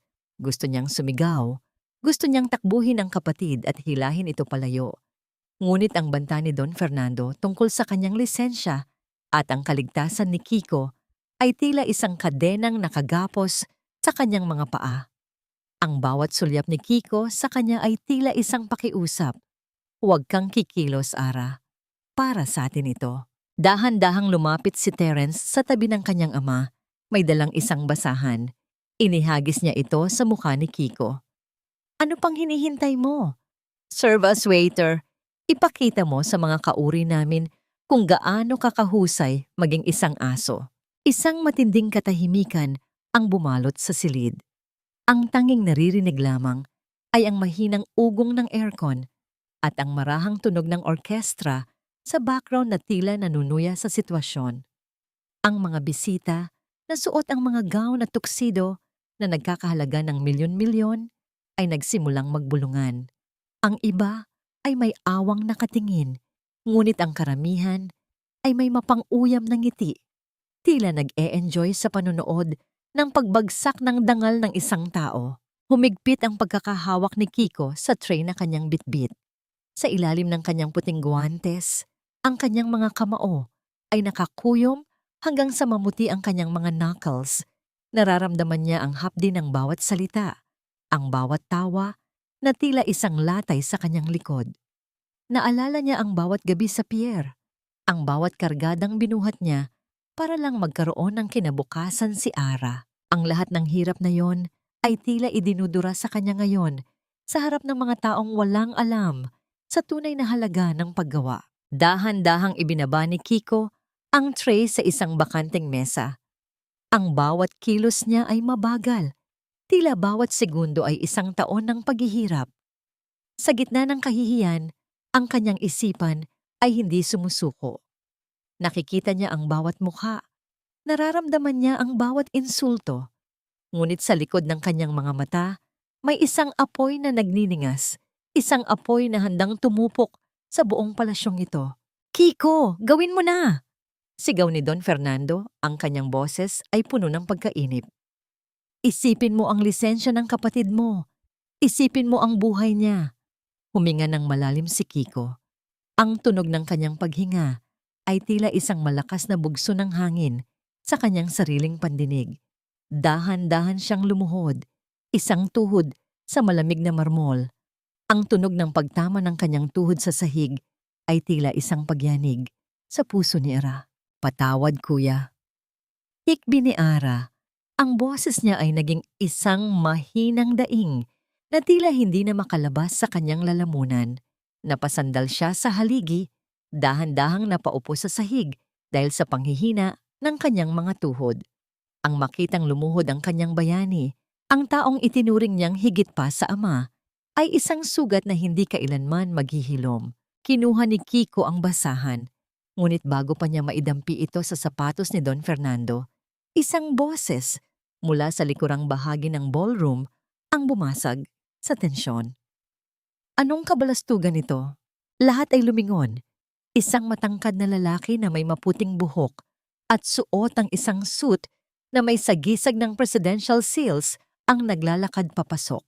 Kasunod niya ang isang pangkat ng mga tauhan mula sa National Bureau of Investigation, NBI. Siya ay si Secretary Manuel Velez, ang pinakamataas na opisyal na namamahala sa pambansang ekonomiya at seguridad. Napatayo ng tuwid si Don Fernando. Ang mukha ay biglang napalitan ng pilit na ngiti. "Secretary Velez, you're early. Welcome to the anniversary of Imperial Real Estate. Pasensya na po sa munting palabas na ito. Masyado lang kaming maluwag sa mga tauhan namin." Hindi tumingin si Secretary Velez kay Don Fernando. Sa halip, lumakad siya ng diretso patungo kay Kiko na nasa posisyon pa rin ng pagluhod. Yumuko ang sekretary at inabot ang kanyang kamay kay Kiko. "Tumayo ka, Francisco. Hindi ka nararapat na nasa sahig." Ang buong ballroom ay tila naging isang vacuum. Walang sino mang humihinga. Ang lahat ay nakatulala habang tinutulungan ng pinakamakapangyarihang secretary ang isang waiter na tumayo. Anong ibig sabihin nito?" Nauutal na tanong ni Don Fernando. Ang baso ng alak sa kanyang kamay ay nanginginig hanggang sa tumapon ang laman nito sa kanyang tuxedo. Humarap si Kiko kay Don Fernando. Wala na ang lungkot sa kanyang mukha. Wala na ang pagpapakumbaba. Ang kanyang mga mata ay naglalabas na ngayon ng isang nakakabulag na liwanag ng awtoridad. Dahan-dahan niyang tinanggal ang kanyang vest at itinapon ito sa sahig. Tila isang basahan na wala ng halaga. Ang ibig sabihin nito, Don Fernando, Ang boses ni Kiko ay umalingaw-ngaw, naging kasing lalim ng dagat, ay tapos na ang oras ng iyong paghahari, Secretary Velez. Narito ang lahat ng ebidensya ng money laundering, tax evasion, at ang pagtatago ng krimen tungkol sa pagkamatay ng aking mga magulang. Inabot ni Kiko ang isang folder na kanina pa nakatago sa ilalim ng tray. Sa sandaling iyon, ang mga tauhan ng NBI ay nagsimulang pumaligid sa entablado. "Dad, gawin mo ang paraan! Secretary, nagkakamali kayo!" Sigaw ni Terence, pilit na tumatakas, ngunit agad siyang hinarang ng mga awtoridad. Tumingin si Kiko kay Ara, na ngayon ay nakatayo na rin. Ang mukha ay puno ng hindi maipaliwanag na gulat at pag-asa. "Ara, tapos na tayo sa pagtatago. Ang gabing ito ay hindi para sa kanila. Ang gabing ito ay para sa katarungang matagal nating hinintay." Ngunit sa gitna ng kaguluhan, isang mabilis na pagkilos ang kinuha sa atensyon ng lahat. Si Valerie, na kanina patahimik sa sulok, ay mabilis na lumapit kay Ara at hinawakan ang braso nito. Sa kanyang kabilang kamay, may hawak siyang isang maliit na vial ng lason. "Kung babagsak kami, Kiko, sisiguraduhin kong wala ka ring matitira." Sigaw ni Valerie, ang mga mata ay nanlilisik sa galit at desperasyon. Cliffhanger, habang papalapit ang mga pulis kay Valerie, isang putok ang muling bumasag sa katahimikan, hindi mula sa baril, kundi mula sa labas ng ballroom kung saan isang malaking pagsabog ang naganap, na naging sanhi ng biglaang pagkawala ng lahat ng ilaw sa loob ng mansyon. Sa dilim, isang boses lamang ang narinig, ang hiyaw ni Ara. Ang kadiliman ay bumalot sa buong mansyon ng Imperial. Ang pagkawala ng ilaw ay tila isang malaking panyo na itinabing sa mga mata ng lahat ng mga bisita, kasabay ng usok mula sa pagsabog na nagmumula sa labas na nagsisimula nang pumasok sa malalawak na bintana ng ballroom. Ang amoy ng pulbura ay humalo sa mamahaling pabango at usok ng alak, lumilikha ng isang mabigat na hangin na nagpapahirap sa paghinga. Sa gitna ng kaguluhan, ang mga hiyawan at iyakan ng mga tao ay tila isang nakakatakot na koro sa loob ng isang palasyong unti-unting gumuguho. Ngunit para kay Kiko, ang tanging tunog na mahalaga ay ang matinis na tili ni Ara na mabilis ding naputol, tila tinakpan ng isang kamay bago tuluyang nawala. "Ara!" Sigaw ni Kiko. Ang boses niya ay puno ng desperasyon habang sinusubukang aninawin ang paligid. Binaliwala niya ang mga taong nagtutulakan at nagkakagulo sa paligid niya. Bawat porselana at baso na nababasag sa ilalim ng kanyang mga paa ay tila nagsisilbing mga patibong na pilit siyang pinipigilan. "Sir! Dito!" Narinig niyang sigaw ni Mateo. Gamit ang flashlight ng kanyang cellphone, gumawa ng manipis na daan ng liwanag si Mateo. Sa dulo ng liwanag na yon, nakita nila si Ara na nakahandusay sa sahig, walang malay. Bumilis ang tibok ng puso ni Kiko na tila naghahabol sa hininga. Lumuhod siya sa tabi ng kapatid. Nanginginig ang kanyang mga kamay habang dahan-dahan niyang chinecheck ang pulso nito. May isang maliit na bukol sa ulo ni Ara, ngunit wala namang senyalis ng lason o malubhang sugat mula sa pagsabog. Tila pinalo siya ng isang matigas na bagay sa likod ng kanyang ulo sa kasagsagan ng pagkawala ng ilaw. "Ara, gumising ka!" Pagmamakaawa ni Kiko habang tinatapik-tapik ng marahan ang pisngi ng kapatid. Tumingala siya kay Mateo. "Nasaan si Valerie? At sino ang nagpasabog sa labas?" Tumakas si Valerie, kasama si Terence sa likod ng mansyon, sir. Mabilis na ulat ni Mateo habang nakikipag-ugnayan sa mga pulis gamit ang kanyang radyo. Ang pagsabog ay mula sa isang generator sa labas. Sinadya yon para makatakas sila. Si Don Fernando, nakuha na ng NBE, hindi na siya nakapalag sa dami ng bantay. Iniangat ni Kiko si Ara sa kanyang mga bisig, pilit na pinoprotektahan ito mula sa patuloy na nagtutulakang mga tao. Dalhin niyo ang mga paramedics. Ngayon din. Dahan-dahang iminulat ni Ara ang kanyang mga mata. Napadaing siya dahil sa sakit ng kanyang ulo, ngunit nang makita niya ang mukha ng kanyang kuya, pilit siyang ngumiti sa kabila ng hapdi. Kuya, okay lang ako. Huwag ka munang magsalita. Bulong ni Kiko. Ang luhang kanina pa niya pinipigilan ay nagsimula ng pumatak. Ligtas ka na. Nandito na si kuya. Ilang minuto pa ang lumipas. Pumasok ang mga paramedics na inutusan ng NBI at inalalayan si Ara papunta sa ambulansyang nakaparada sa laba. Samantala, nang tuluyan ng magliwanag ang kalangitan, mula sa mga wangwang ng mga pulis, humarap si Kiko kay Secretary Velez. Secretary, salamat sa pagdating. Panimula ni Kiko. Ang boses niya ay puno ng formalidad, ngunit makikita ang labis na pasasalamat sa kanyang mga mata. Tumango si Secretary Velez. Ako dapat ang magpasalamat sa iyo, Francisco. Ang impormasyong ibinigay ng iyong kumpanya ay hindi lang nagligtas ng maraming negosyo mula sa pandarayan ng imperial, kundi naging daan din para masugpo ang isang matagal ng sindikato.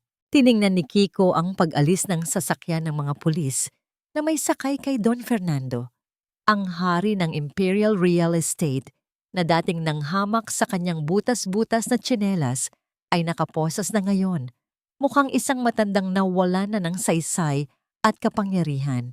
Ngunit ang pagbagsak ng higanting ito ay hindi pa sapat hanggat ang asawa ng kapatid niya at ang babaeng nagtangka sa buhay nito ay malaya. Kinuha ni Kiko ang kanyang telepono at tumawag sa isang pribadong numero. Sir? Sagot ng isang formal na boses. Ang isa pang sangay ng kanyang logistics empire na dalubhasa sa pagsubaybay at seguridad. Isara niyo ang lahat ng daungan at paliparan na hawak natin. Wala ni isang bangka yate o pribadong eroplano ang makakaalis ng hindi dumadaan sa inyo. Hanapin niyo si Terence Imperial at Valerie. Gusto ko silang makita bago sumikat ang araw. Malamig na utos ni Kiko. Ang tunog ng kanyang boses ay tila isang utos mula sa mismong kalangitan. Sa kabilang banda ng lungsod, sa isang inabandonang warehouse na hindi malayo sa pier, kung saan dating nagtatrabaho si Kiko, nagtatago sina Terence at Valerie. Pareho silang basang-basa, puno ng putik, at nanginginig sa takot. Paano ito nangyari, Valerie? Sigaw ni Terence habang sinusubukang buksan ang isang lumang radyo. Akala ko ba kontrolado natin ang sitwasyon? Paano naging mayaman ang kargador na yon? Sumandal si Valerie sa pader. Umiiyak. Hindi ko alam.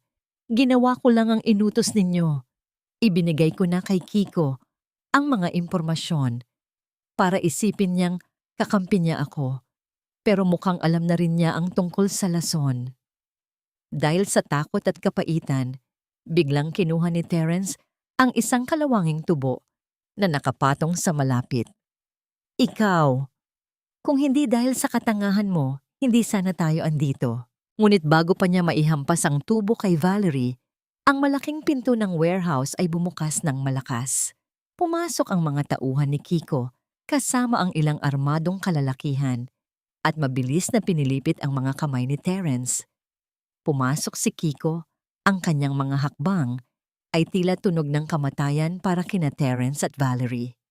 Wala nang maskara ng pagpapakumbaba. Ang tanging nasa kanyang muka ay ang purong galit ng isang lalaking ipinagtatanggol ang kanyang pamilya. Terence. Bulong ni Kiko na mas nakakatakot kaysa sa anumang sigaw. Tinawag mo akong basura. Tinawag mo ang kapatid kong mababa. Ngayon, sabihin mo sa akin, sino ang mas mukhang basura sa ating dalawa? Cliffhanger. Napaluhod si Terence sa putikan, umiiyak at nagmamakaawa para sa kanyang buhay, habang sa labas, ang tunog ng papalapit na mga pulis ay nagbabadyang, ang kanyang pagdurusa ay nagsisimula pa lamang. Ngunit bago pa sila tuluyang mahuli, isang huling mensahe ang natanggap ni Kiko mula sa isang hindi kilalang numero. Isang mensahe na nagpapahiwatig na ang pinuno ng sindikatong pumatay sa kanilang mga magulang ay hindi si Don Fernando kundi isang taong mas malapit pa sa kanya. "Wag, Kiko! Parang awa mo na! Mag-asawa pa rin kami ni Ara. Pamilya tayo!" Ang boses ni Terence ay gumaralgal, puno ng desperasyon habang ang kanyang mga tuhod ay nakabaon sa maputik na sahig ng warehouse. Ang dating makinis at mamahaling suit na ipinagmamalaki niya ay punong-puno na ngayon ng mantsa at dumi, tila sumasalamin sa nabulok niyang pagkatao. Sa tabi niya, si Valerie ay nakayuko rin, hindi na makatingin ng diretso. Ang kanyang buhok ay gulo-gulo at ang kanyang mga mata ay mugto na sa takot. Tinitigan sila ni Kiko mula sa kanyang kinatatayuan. Ang liwanag mula sa mga searchlight ng kanyang mga tauhan ay nagmumula sa kanyang likuran, kaya ang kanyang anino ay tila isang dambuhalang lulukob sa 2 taong nasa harap niya. Walang bakas ng awa sa kanyang mukha, kundi isang malalim na pagkapuot na hinaluan ng pagkadiri. "Pamilya?" Ang boses ni Kiko ay mababa, tila isang bulong ng hangin bago ang isang sakuna. "Binanggit mo ang salitang iyan matapos mong itanday ang kutsilyo sa leeg ng kapatid ko? Binanggit mo ang salitang iyan matapos mong hayaang tapakan ng ama mo ang dangal ng taong nagbigay sa inyo ng lahat?" Dahan-dahang lumapit si Kiko kay Terence. Ang bawat hakbang niya sa basang semento ay lumilikha ng isang mabigat na tunog na tila isang hatol ng kamatayan para sa pandinig ni Terence. Huminto siya sa tapat nito at dahan-dahang yumuko. "Ang pera, Terence, ay kayang kitain muli. Ang kumpanya, kayang itayo muli. Pero ang tiwalang sinira mo at ang buhay na binalak mong kitilin, iyan ang utang na kahit ang buong buhay mo ay hindi sapat na pambayad," sabi ni Kiko. Ang kanyang mga mata ay nanunuot sa kaluluwa ng kanyang bayaw. Lumingon si Kiko kay Mateo. "Ibigay niyo sila sa mga awtoridad. Siguraduhin niyo na ang bawat dokumento ng pang-aabuso, panloloko at tangkang pagpatay ay nasa mesa na ng piskal bago sumikat ang araw." Habang hinihila ng mga pulis sina Terence at Valerie, ang tunog ng mga posas na isinasara ay tila isang matamis na musika para kay Kiko. Ang tunog ng karma na sa wakas ay dumating na. Ngunit sa gitna ng tagumpay na ito, ang kanyang isipan ay nananatiling balisa dahil sa misteryosong mensaheng natanggap niya kanina. Kinaumagahan, sa loob ng isang tahimik at payapang kwarto sa safe house, dahan-dahang iminulat ni Ara ang kanyang mga mata. Ang bango ng sariwang bulaklak at ang init ng sikat ng araw na tumatama sa kanyang kumot ay nagbigay sa kanya ng panandaliang kapayapaan. Wala na ang amoy ng mansyon ng mga imperial, wala na ang bigat ng panunupil. Pumasok si Kiko na may dalang tray ng pagkain. Nang makita niyang gising na ang kapatid, isang tunay na ngiti ang sumilay sa kanyang mga labi. Ang nangiting matagal na niyang ipinagkait sa kanyang sarili. "Kuya!" Mahinang tawag ni Ara. Naupo siya at sumandal sa mga unan. "Tapos na ba talaga ang lahat?" Umupo si Kiko sa tabi niya at hinawakan ang kanyang kamay. "Tapos na ang pagdurusa mo sa kanila, Ara. Nakakulong na sina Terence at Don Fernando. Ang lahat ng kinuha nila sa atin ay naibalik na. Pero ang sugat, Kuya, ang sakit dito." Turo ni Ara sa kanyang dibdib. Ang mga luha ay muling nagsimulang gumulong. "Paano ko bubuuin muli ang sarili ko? Hahanapin natin ang mga piraso ng magkasama, Ara. Tulad ng ginawa natin sa Tondo. Walang mabilis na gamot sa sakit ng puso, pero nandito ako. Hinding-hindi na kita hahayaang mawala muli." Pangako ni Kiko habang pinupunasan ang luha ng kapatid. Ngunit ang katahimikan nila ay muling nagambala nang tumunog ang cellphone ni Kiko. Isang video file ang ipinadala mula sa hindi kilalang numero. Binuksan ito ni Kiko at ang kanyang muka ay biglang namutla. Sa video, makikita ang isang lumang bodega. Isang lalaking nakaupo sa dilim. Ang boses ay binago ng teknolohiya, ngunit ang mga salita ay malinaw. Akala mo ba ay si Fernando, ang utak? Isang hamak na tauhan lang siya, Kiko. Ang tunay na pumatay sa mga magulang mo ay ang taong pinagkatiwalaan nyo sa lahat. Ang taong nagtago sa inyo ng katotohanan para mapangalagaan ang sarili niyang interes. Kasunod nito ay isang larawan ng isang lumang dokumento ng transaksyon. Ang pirma sa ilalim ay hindi kay Eduardo Malvar at hindi rin kay Don Fernando. Ito ay ang pirma ni Secretary Manuel Velez, ang taong kakampi ni Kiko at ang taong tumulong sa kanya upang pabagsakin ang mga imperial. Nabitawan ni Kiko ang kanyang cellphone. Ang tunog ng pagbagsak nito sa sahig ay tila isang pagsabog sa loob ng silid. Tumingin si Ara sa kanyang kuya. Ang takot ay muling bumalik sa kanyang mga mata. Kuya, anong nangyayari? Sino ang tinutukoy nila? Tanong ni Ara. Hindi nakasagot si Kiko. Ang kanyang buong katawan ay nanigas. Ang taong inakala niyang nagligtas sa kanila ay siya rin palang arkitekto ng kanilang orihinal na trahedya. Ang pagbagsak ng mga imperial ay isa lamang diversion, isang paraan ni Velez upang burahin ang mga huling saksi na maaaring mag-ugnay sa kanya sa krimen noong nakaraan. Cliffhanger. Sa labas ng safe house, ang tunog ng mga sasakyang mabilis na dumarating ay bumasag sa katahimikan. Hindi ito ang mga tauhan ni Mateo. Ang mga lalaking bumababa ay suot ang uniforme ng espesyal na unit sa ilalim ng direktang utos ni Secretary Velez. Tumingin si Kiko sa bintana at nakita ang nakakasilaw na liwanag ng mga sasakyan. Isang huling mensahe ang pumasok sa kanyang screen. Salamat sa paglilinis ng mga kalaban ko, Francisco. Ngayon, oras na para sumama ka sa mga magulang mo. Akala ko ay tapos na. Ngunit ang kamay na humila sa akin mula sa hukay ay siya rin palang kamay na nagtulak sa aking mga magulang sa kamatayan. Ang boses ni Kiko ay halos hindi lumabas sa kanyang lalamunan habang nakatitig sa screen ng kanyang cellphone. Sa labas, ang gabi ay muling binulabog ng mga asul at pulang ilaw. Ngunit hindi ito ang liwanag ng kaligtasan. Ito ang liwanag ng isang dambuhalang bitag. Ang mga sasakyang nakapaligid sa kanila ay hindi pag-aari ng mga pulis na naglilingkod sa bayan, kundi ng mga tauhang tapat lamang sa bulsa ni Secretary Manuel Velez.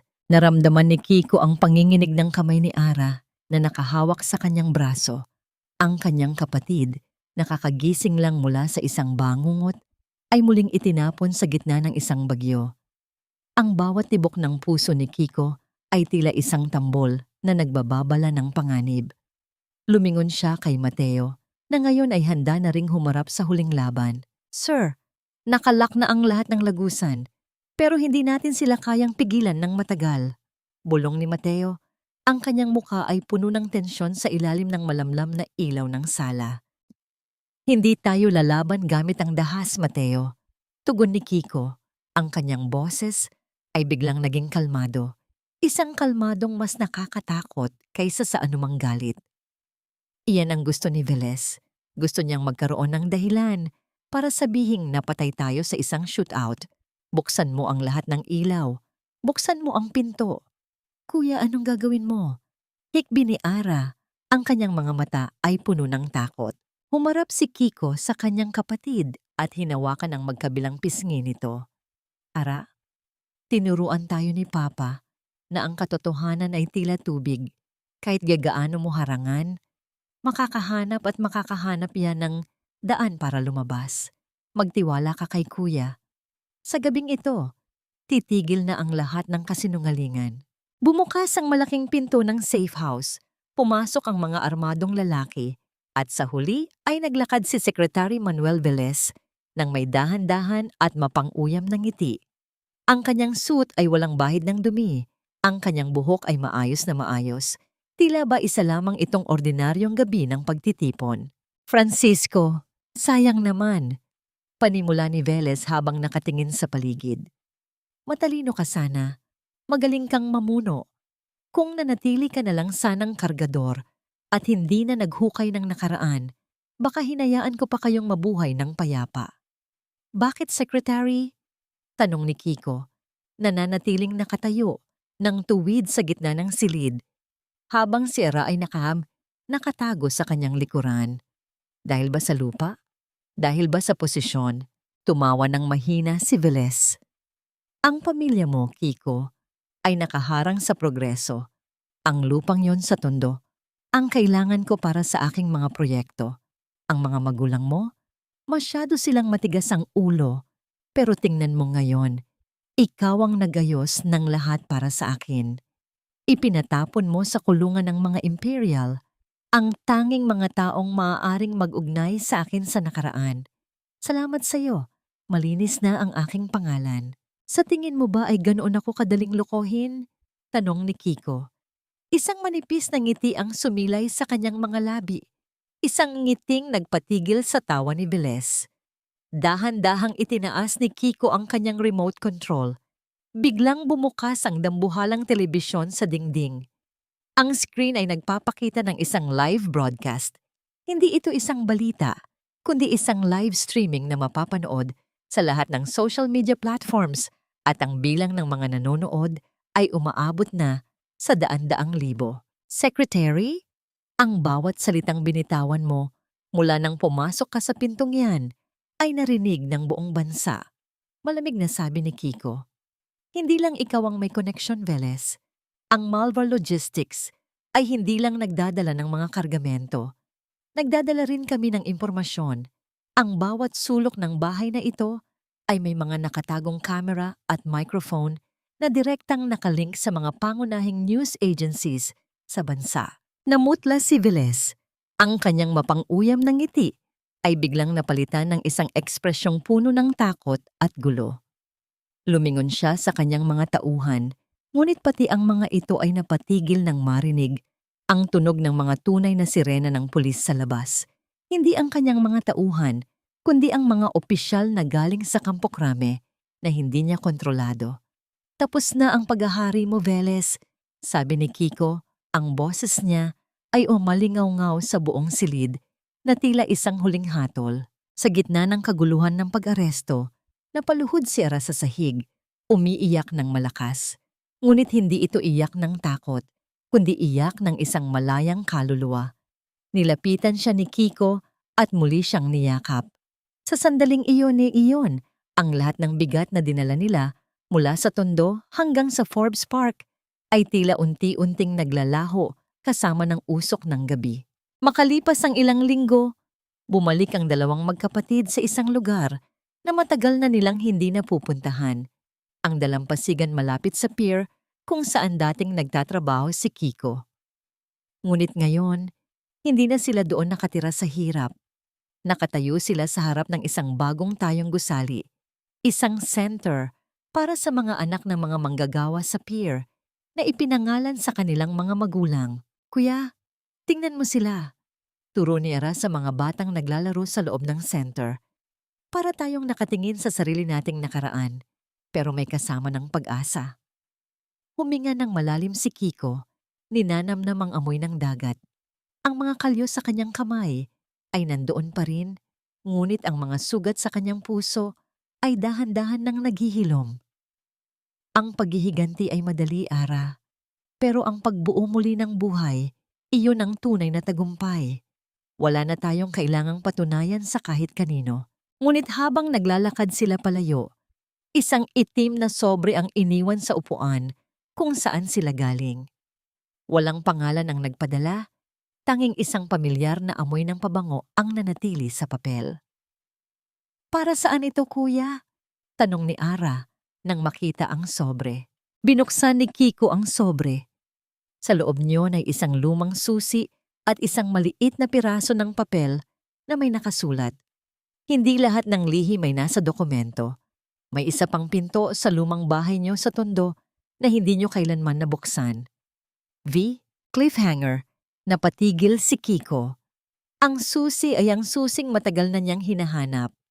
Ang susi sa baul ng kanyang ama na nawala noong gabi ng trahedya. Tumingin siya sa malayo sa direksyon ng Tondo. Ang akala nilang pagtatapos ay tila may isa pang huling kabanata na hindi nila inaasahan. Bakit ibinigay ito ni Valerie? At ano ang nasa loob ng baul na mas mahalaga pa sa lahat ng kayamanang hawak ni Kiko ngayon. Ang tunay na kayamanan ay hindi nasusukat sa bigat ng ginto, kundi sa gaan ng loob kapag wala ka ng itinatagong lihim sa iyong sarili.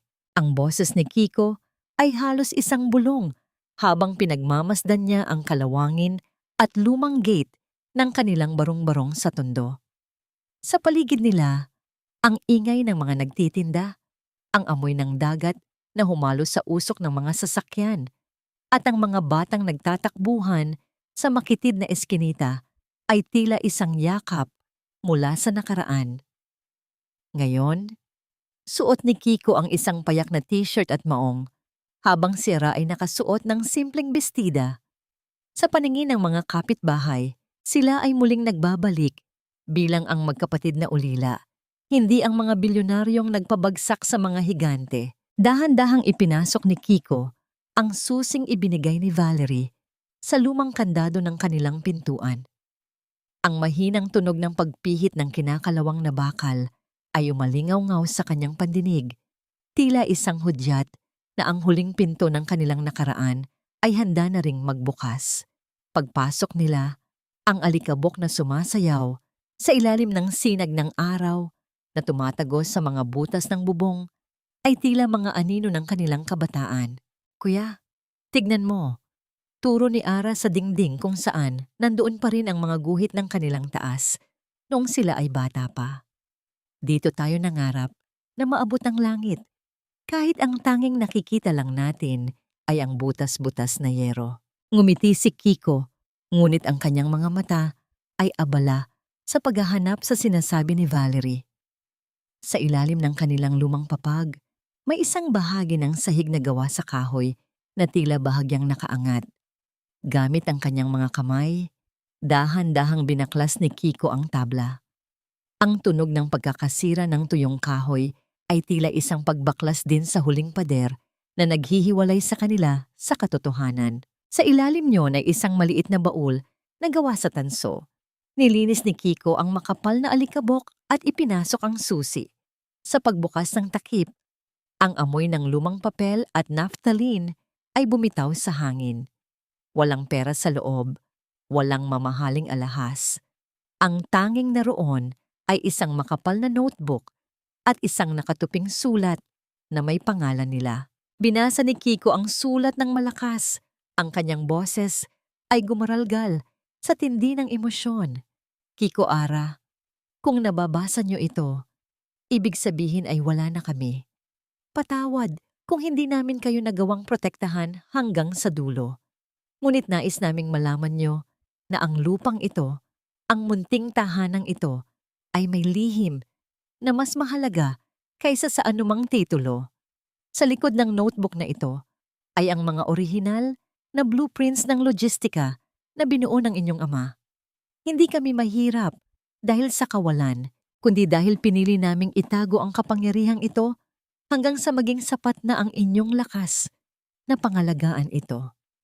Huwag niyo kaming ipaghiganti, bagkus ay gamitin niyo ito para sa ikabubuti ng iba. Napatulo ang luha ni Ara sa ibabaw ng sulat.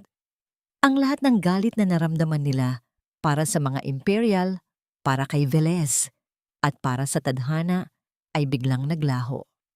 Naalala nila ang bawat gabi na nagdidilim ang kanilang paningin sa gutom. Ngunit ang kanilang ama at ina ay laging may ngiti sa labi habang sinasabing may bukas na naghihintay.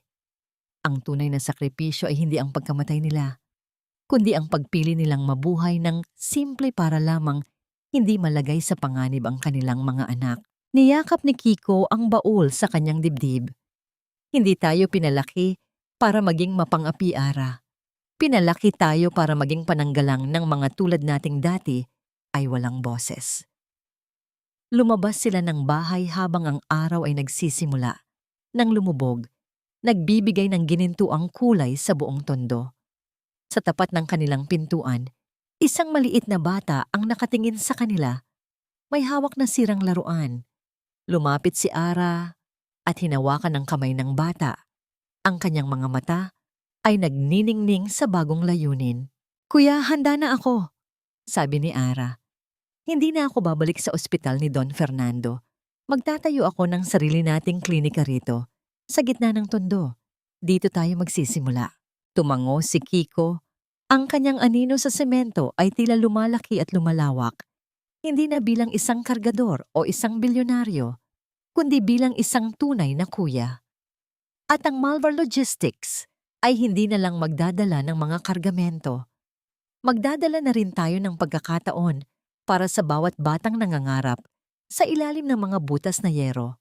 Habang naglalakad sila palayo sa eskinita, ang mga tao ay nagsisimula nang magsindi ng kanilang mga ilaw.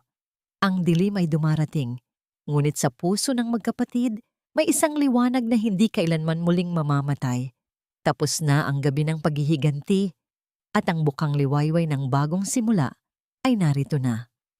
Ngunit bago sila tuluyang makalabas sa subdibisyon ng kanilang nakaraan, isang huling tawag ang natanggap ni Kiko mula kay Mateo. Sir, may balita po mula sa kulungan.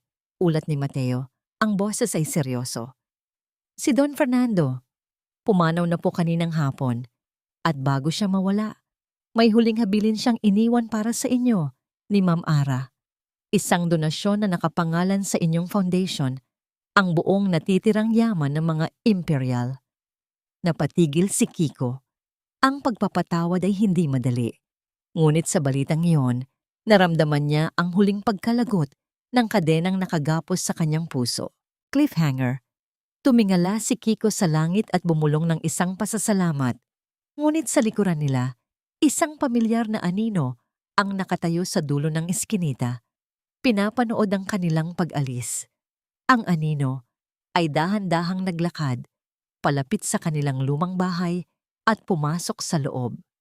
Sino ang taong ito na tila may alam pa sa mga lihim ng mga Malvar na hindi pa nabubunyag? Isang taon ang mabilis na lumipas, tila isang agos ng ilog na dahan-dahang humuhugas sa mga mantsa ng kahapon. Ang sikat ng hapon sa tondo ay hindi na kasing bangis ng dati. Ngayon, ang bawat sinag ng araw ay tila may dalang pangako ng pag-asa na bumabalot sa bawat eskinita. Sa gitna ng mataong pamayanan, nakatayo ang isang gusaling may tatak na Malvar Community Clinic and Learning Center. Hindi ito gawa sa marmol o kristal, kundi sa matitibay na semento at pagmamahal. Sa loob, abala si Dr. Ara Malvar sa pag-aasikaso sa isang mahabang pila ng mga pasyente. Wala na sa kanyang leeg ang mga mamahaling perlas. Ang tanging suot niya ay ang kanyang puting laboratory gown at ang isang nangiting hindi kailanman matitumbasan ng anumang yaman. Salamat po, Doktora. Malaking tulong po ito sa amin, sabi ng isang matandang babae habang hinahawakan ang kamay ni Ara. Walang anuman po, Aling Rosa. Tungkulin ko po ang maglingkod sa inyo, sagot ni Ara. Ang boses niya ay puno ng kapayapaan. Sa bawat pasyenteng ginagamot niya, nararamdaman niya ang paghihilom ng sarili niyang mga sugat. Ang sakit ng pagtataksil ni Terence at ang pangungutya ng mga imperial ay naging mga pilat na lamang na nagpapaalala sa kanya kung gaano siya naging matatag. Samantala, sa pantalan ng Maynila, nakatayo si Kiko habang pinagmamasdan ang mga dambuhalang barko ng Malvar Logistics. Suot pa rin niya ang kanyang simpleng polo shirt at sa kanyang mga kamay ay naroon pa rin ang mga kalyo na nakuha niya noong siya ay nagsisimula pa lamang bilang kargador. Ngunit ngayon, ang mga kalyong iyon ay simbolo na ng isang haring marunong bumaba sa kanyang trono para damayan ang kanyang mga tauhan. Sir Kiko, handa na po ang mga scholarship grants para sa mga anak ng ating mga manggagawa. Ulat ni Mateo na nakatayo sa kanyang tabi. Tumango si Kiko, ang kanyang mga mata ay nakatuon sa malawak na dagat. Ipatuloy mo lang, Mateo. Siguraduhin mong walang batang kailangang huminto sa pag-aaral para lang magbuhat ng kargamento. Ang pangarap ay hindi dapat nagiging sakripisyo. Sa paglubog ng araw, nagkita ang magkapatid sa kanilang lumang tahanan na ngayon ay ginawa na nilang isang munting museo ng kanilang pamilya. Doon, sa harap ng baul ng kanilang ama, nagsindi sila ng kandila. Ang katahimikan ay hindi na nakakabingi. Ito ay puno na ng pasasalamat.